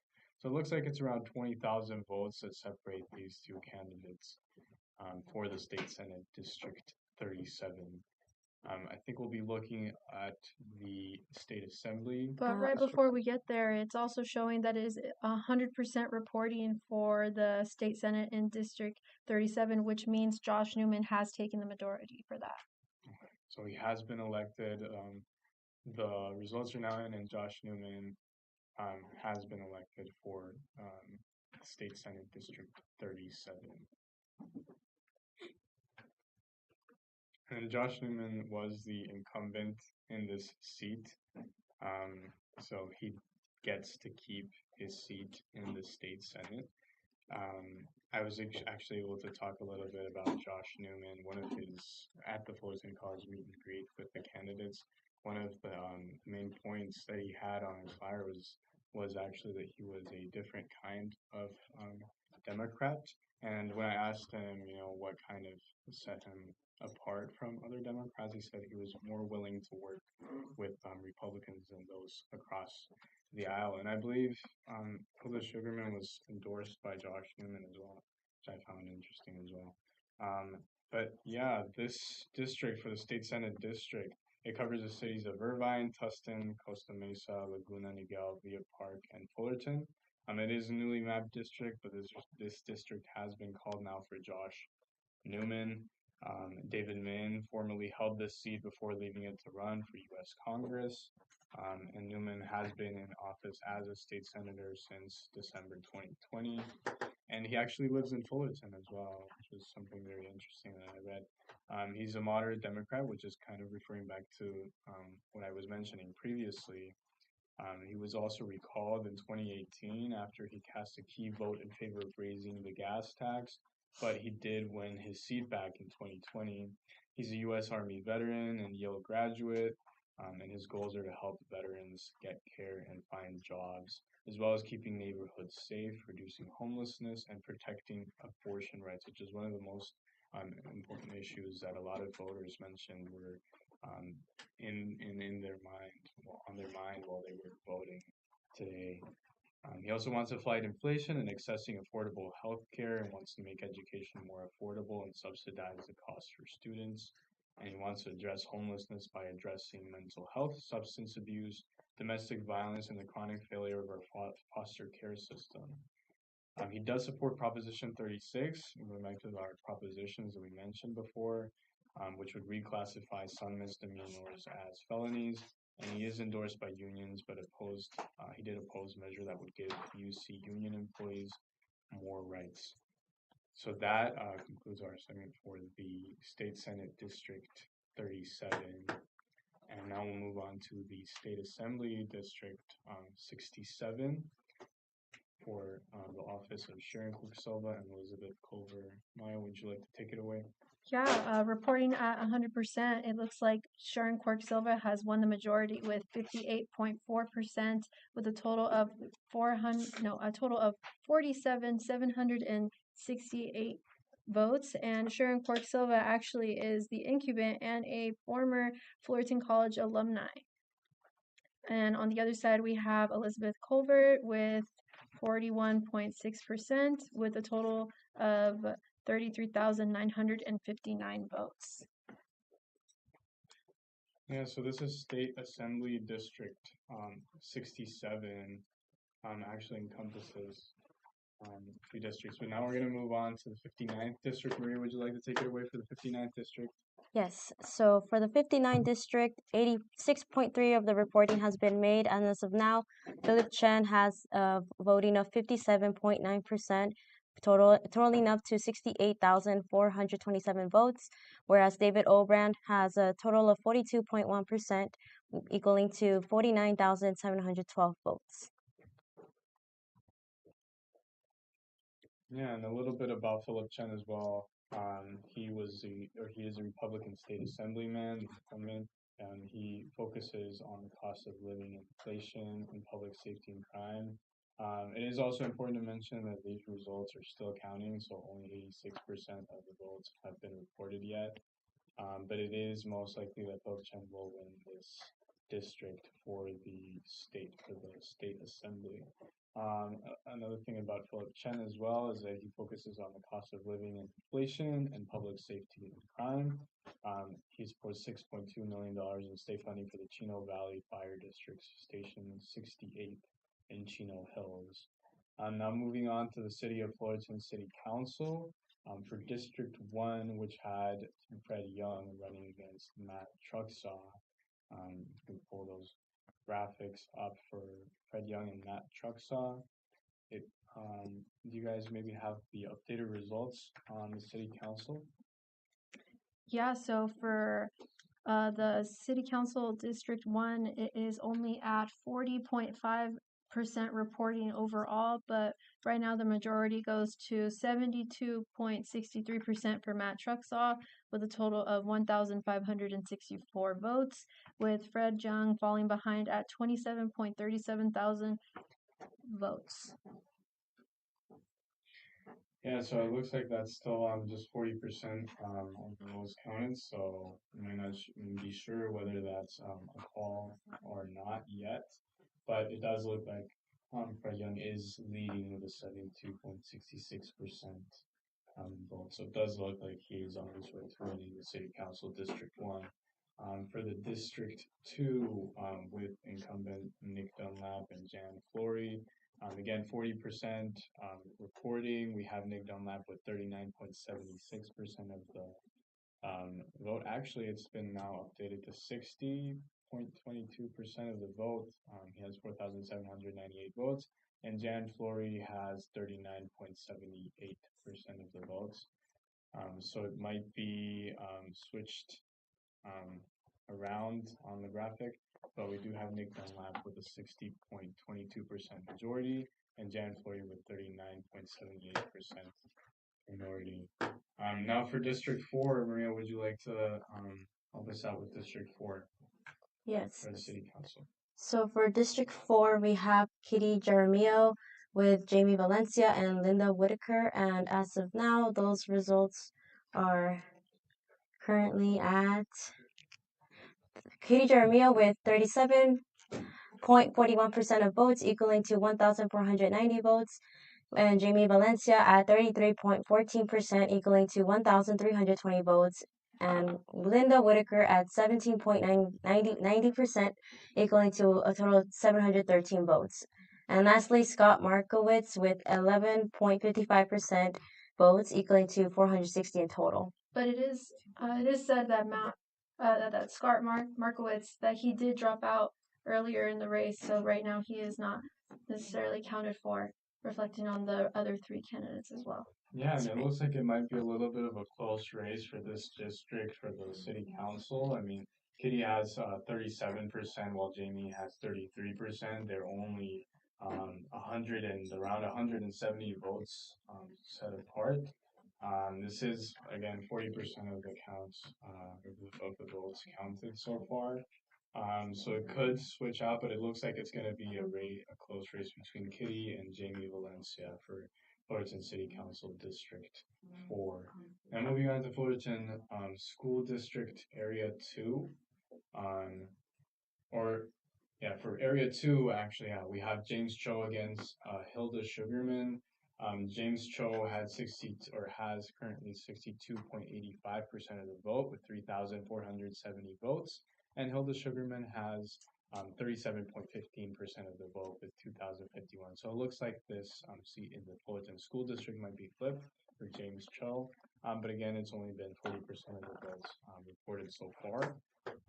But it does look like James is on his way to a majority in this school district area. As for the second area in the school district, Maya, would you like to take it away? Yeah, so right now, thank you for covering Area 2. We're going to move on to Area 5 with the trustees. We have Lionel Talavera versus Vanessa Estrella. Right now, with about 40.5% reporting, we have Lionel Talavera ruling the majority, 52.5%, with a total of 1,614 votes. And then on the other side, Vanessa Estrella, we have 47.95 with a total of 1,487 votes. Right now, Lionel Talavera is the incumbent this election season. Some projects he has worked on include new school libraries and mental health resources. He'd like to see more improvement in accessibility for students and families to be able to participate in the Fullerton School District programs. Some of Talavera's endorsements would include the Fullerton Education Teachers Association and the California School Employees Association. He's also received a few endorsements from parents and staff from the Fullerton School District. And then right now moving on to the other side, Vanessa Estrella, one of her focuses is also mental health support, and she's also very passionate about supporting English language learners as she is one herself. She's also been a part of the PTA and the ELAC, two parent groups that are a part of the Fullerton School District, and some of her endorsements would also include the Orange County Young Democrats and the Democratic Party of Orange County, and she has received endorsements from parents and staff within the Fullerton School District. I think this race is a little bit closer than the other ones. Yeah. And it is 40% reporting, so we could still see a difference in this race for the Fullerton School District trustee area 5. And then maybe moving on to the NOCCCD area. For area 7, it looks like we do have Ryan Bent versus Kyle Miller. Maybe pull those up for the current results for the Orange County results. What is it reflecting over here for you, Maria? Yes, so for Area 7, for the Board of Trustees, Area 7, Ryan Bent has currently 59.31% of votes, equaling to 18,302.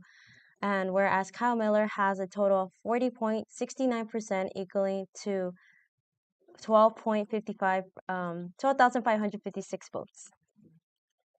Yeah, it looks like it's not too close. It looks like Ryan Bent does hold the majority for this race. Yes. As of now, yes. As of right now, yes. And so he would probably most likely get to keep his seat. Moving on to trustee area 5, which was Steve Slauson versus Mark Lopez. Maya, would you like to cover this one? Yeah, so right now, with 42.6% reporting, the majority is right now going to Mark Lopez. He right now has 66.03% with a total of 9,783 votes. And then on the other side, we have Steve Slauson with a total of 33.97% with votes at 5,034.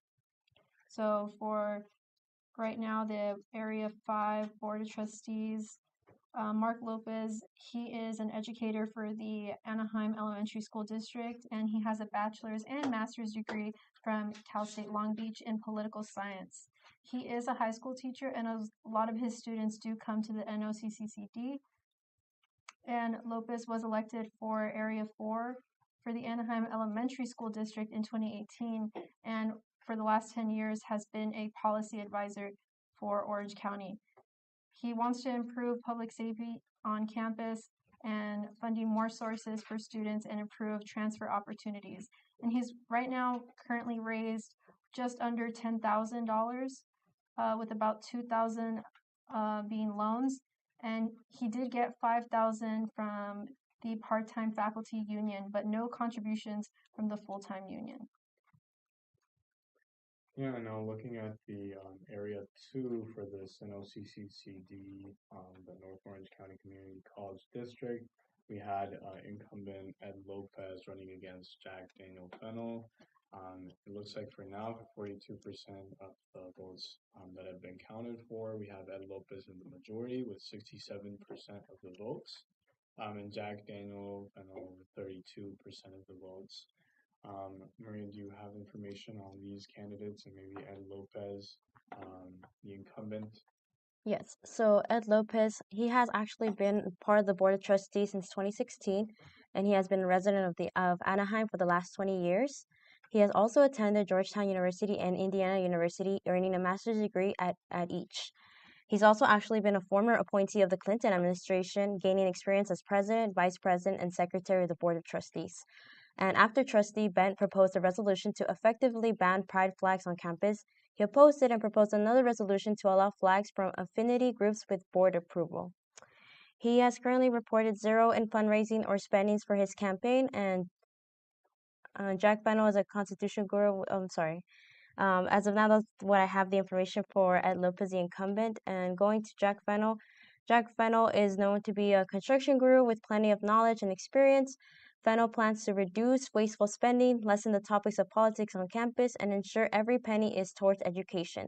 He hasn't filed any campaign finance documents as far as we're aware of, and that's pretty much all the information that has been given about Jack Fennell. And yeah, that's what I have as of now for these two candidates. Yeah, and then going back to Area 7, actually, for the race between Ryan Bent and Kyle Miller. Ryan Bent is the incumbent. He served as a trustee since 2016. He was president in 2020 of the Board Representative District Investment Committee. He's actually a Fullerton College alumni as well. He has an associate's in arts for business administration from Fullerton College.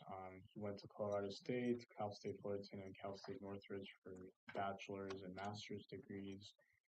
He pushes for fiscal responsibility and transparent use of tax dollars. As of right now, with 42.6% of the vote count, it looks like Ryan Bent is on his way to keep his seat with 59.31% of the votes. And contestant Kyle Miller has 40% of the votes. Talking about this district as well, with Kyle Bent, his campaign paperwork did say that he has not raised or spent more than $2,000, which is the maximum that you can raise before you have to report your contributions. In his 2020 campaign, he pledged not to take money from unions, contractors, or businesses that he might have to negotiate with on behalf of the district and taxpayers. Now, for Kyle Miller, on the other hand, Maya would like to take it away from Kyle Miller. Yeah, right now I was just looking at Kyle Miller, and it is reported that he has raised over $95,000, and the biggest contributor to that is the union that represents full-time faculty in the district. They gave roughly $30,000 towards the contributions. And the part-time faculty union has also contributed $10,000, and he has gotten his contributions from the Lieutenant Governor Fiona Ma from Planned Parenthood and various other unions, and also Democratic clubs. $10,000 from a medical group based out of Pasadena. And for the most part, yeah, that is what that sums up the total that Kyle Miller has raised, which is a lot more than Ryan Bent has raised, might we add. Yeah, I mean, I think it's important to kind of highlight that because Miller has raised over $90,000 more than Ben, but Ben is still winning. It looks like pretty easily. So it does kind of show how politics can really be very variable when it comes to that, especially with like campaign investments as well. But it does look like, as of now, the North Orange County Community College District for the Area 7, Ryan Bent, the incumbent, it looks like he is on his way of keeping his seat for this race. Yes, and another important note, Bent is actually known to be the more conservative candidate, whereas Miller is supported by the Democrats. That's also like another important keynote here with this election. Yeah. Yeah, and if we take a look again at other areas, maybe if we could take a look at Area 5 with Mark Lopez and Steve Slauson, if we take a look at how much they've raised, it's showing us that Lopez has raised just under $10,000. About $2,000 of it was loans, and $5,000 from the part-time faculty, but none from full-time faculty. And if we were to take a look also at Slauson's, he hasn't raised any money. Actually, he hasn't raised any money through contributions, but he did take out a loan of $20,000 for the campaign, a personal loan, which is pretty surprising. And then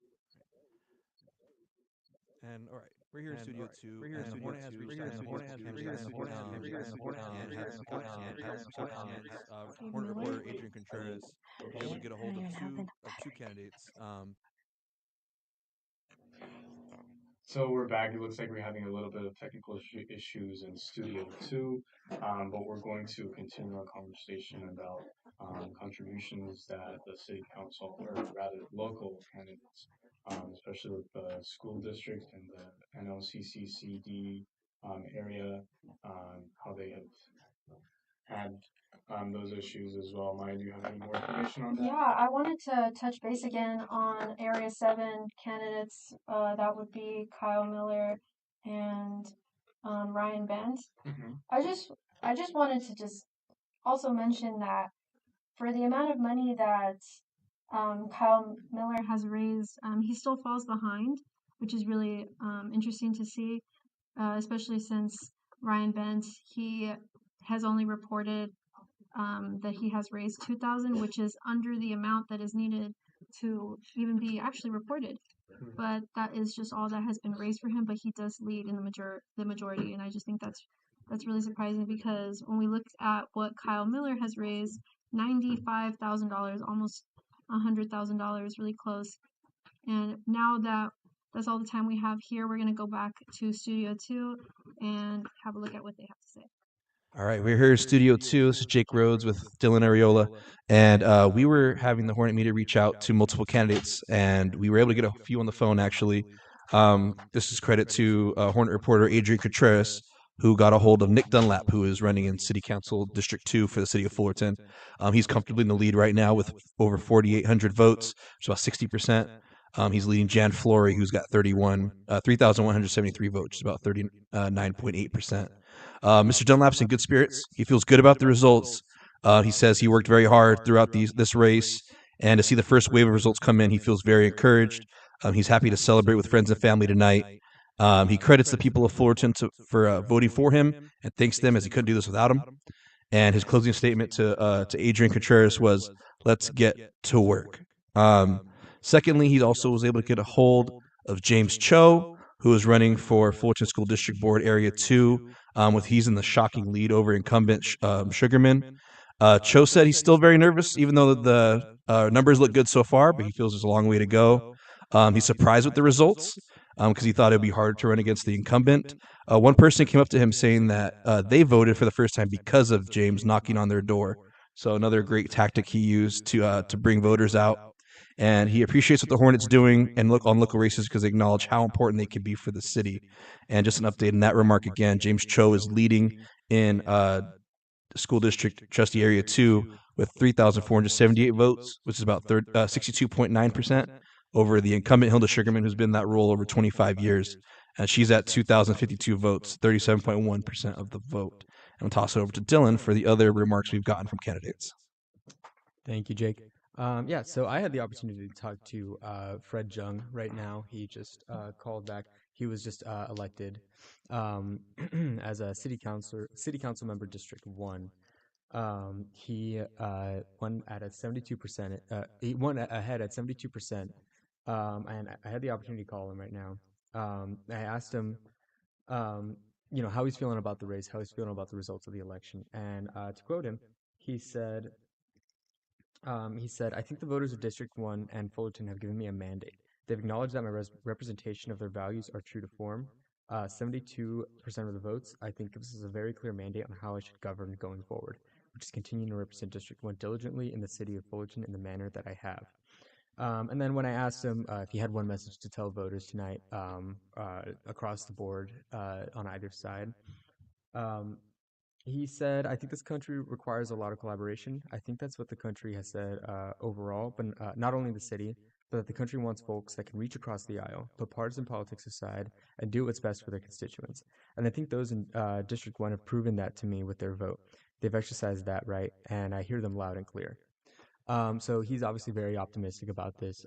Clearly, he's already won. He's declared the winner, and he's in high spirits. He's doing well tonight. I also had the opportunity to speak to Stephen Choi. I also had the opportunity to speak to Stephen Choi. Give me 1 second.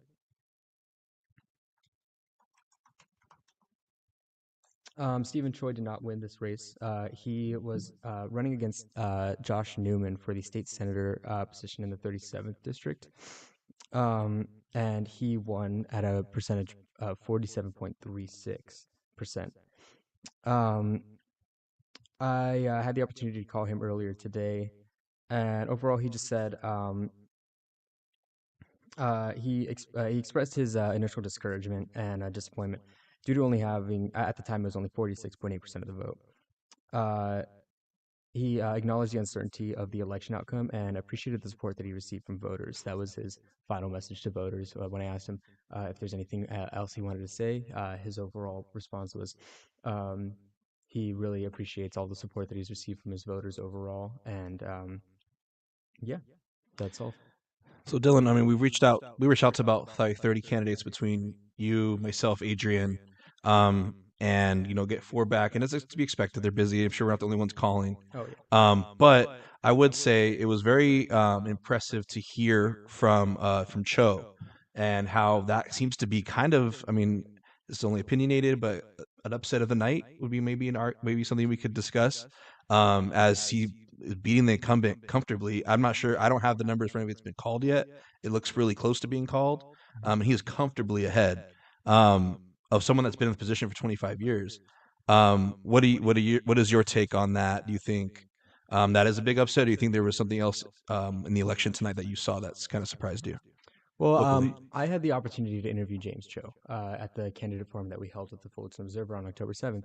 And, something that was brought up before is that a lot of these incumbents, they tend to feel a little more comfortable in their position, and they don't feel like they have to put as much effort into their candidacy because they feel like they've kind of secured their spot. James Cho, on the other hand, he came in high energy, high positivity, knocking on doors, doing whatever he could. Again, like I said, when I interviewed him, he was very high energy. He was a very down to earth guy, and he's just a really good person to talk to. And I think that really says a lot about these, about these races, is that it doesn't matter, who, especially, like we were talking about before, in, a city like Fullerton or in a county like Orange County, where local politics really matter to us and really matter to our citizens. So, when you have James Cho who's knocking on every single door in his city, that's going to have a huge impact. Whereas, people may not relate to Hilda Sugarman as much. Right. Yeah, that was definitely the takeaway I got from the people we spoke to. I know I overheard Adrian's conversation with Nick Dunlap, and I know he was already in a comfortable position going away. And his closing remarks to Adrian is what a journalist looks for in a catchphrase. Let's get to work. That means he's excited, thrilled, and that he was also a great interview. So, were you surprised about Nick Dunlap's performance this election season? I think he did a really good job. he is, kind of an example of an incumbent that, just does really well. He's done great with his campaigning, and he's made a really good name for himself overall in the city of Fullerton. I don't think it was much of a surprise that he took this one. And then lastly, you talked to Troy, it was good for us to get someone on the other end. Not everybody can win. And he seemed to be very gracious in his interview with you. What was your takeaway from that race? So that seemed like kind of an uphill battle against Newman, who's been in that seat comfortably. Yeah. But what was your takeaway from your interview with Troy, and how that race ended up playing out?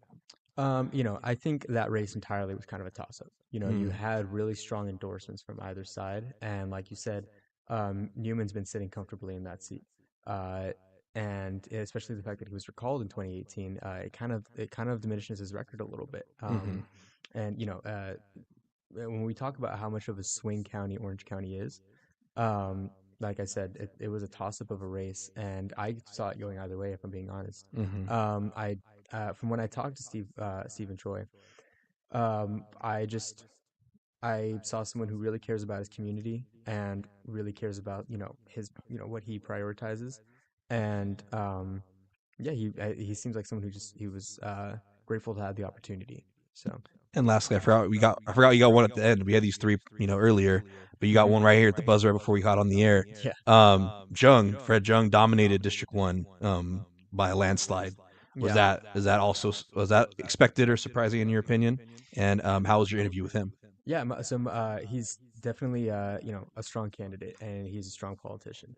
I don't think it was much of a surprise that he won. I don't think Matt Truxaw had much of had enough recognition overall to get him that seat pretty comfortably. At the same time, when I from city council meetings that I've gone to, people have brought up concerns over Fred Jung overall. But overall, he's done a really good job as a politician and a candidate. So, yeah. All right, and that's all we have from research and interviews out on the street on our candidates, and we're going to toss it back to the studio. Thank you. This has been a production of Hornet Media, The Hornet, Hornet Radio, and the Fullerton Observer. I'm Maya Salazar. I'm Sammy Castillo Bolivar. I'm Maria Cruz. Thanks for following election returns with us here at Hornet Radio Studios at Fullerton College with students, faculty, and staff, the Fullerton College Journalism and Radio programs. Check back for final results on the local races with Hornet Media and the Fullerton Observer. That's fchornetmedia.com, at fchornet on Instagram. And FullertonObserver.com and at the Fullerton Observer on Instagram as well. I'd also like to leave off with the quote that I mentioned earlier about the interviews that I was holding. One of the people that I interviewed, they said to no matter who wins this election, because we still don't know the results fully yet, it's important to keep an open mind and be a good citizen. Thank you guys. We really appreciate it. Thank you.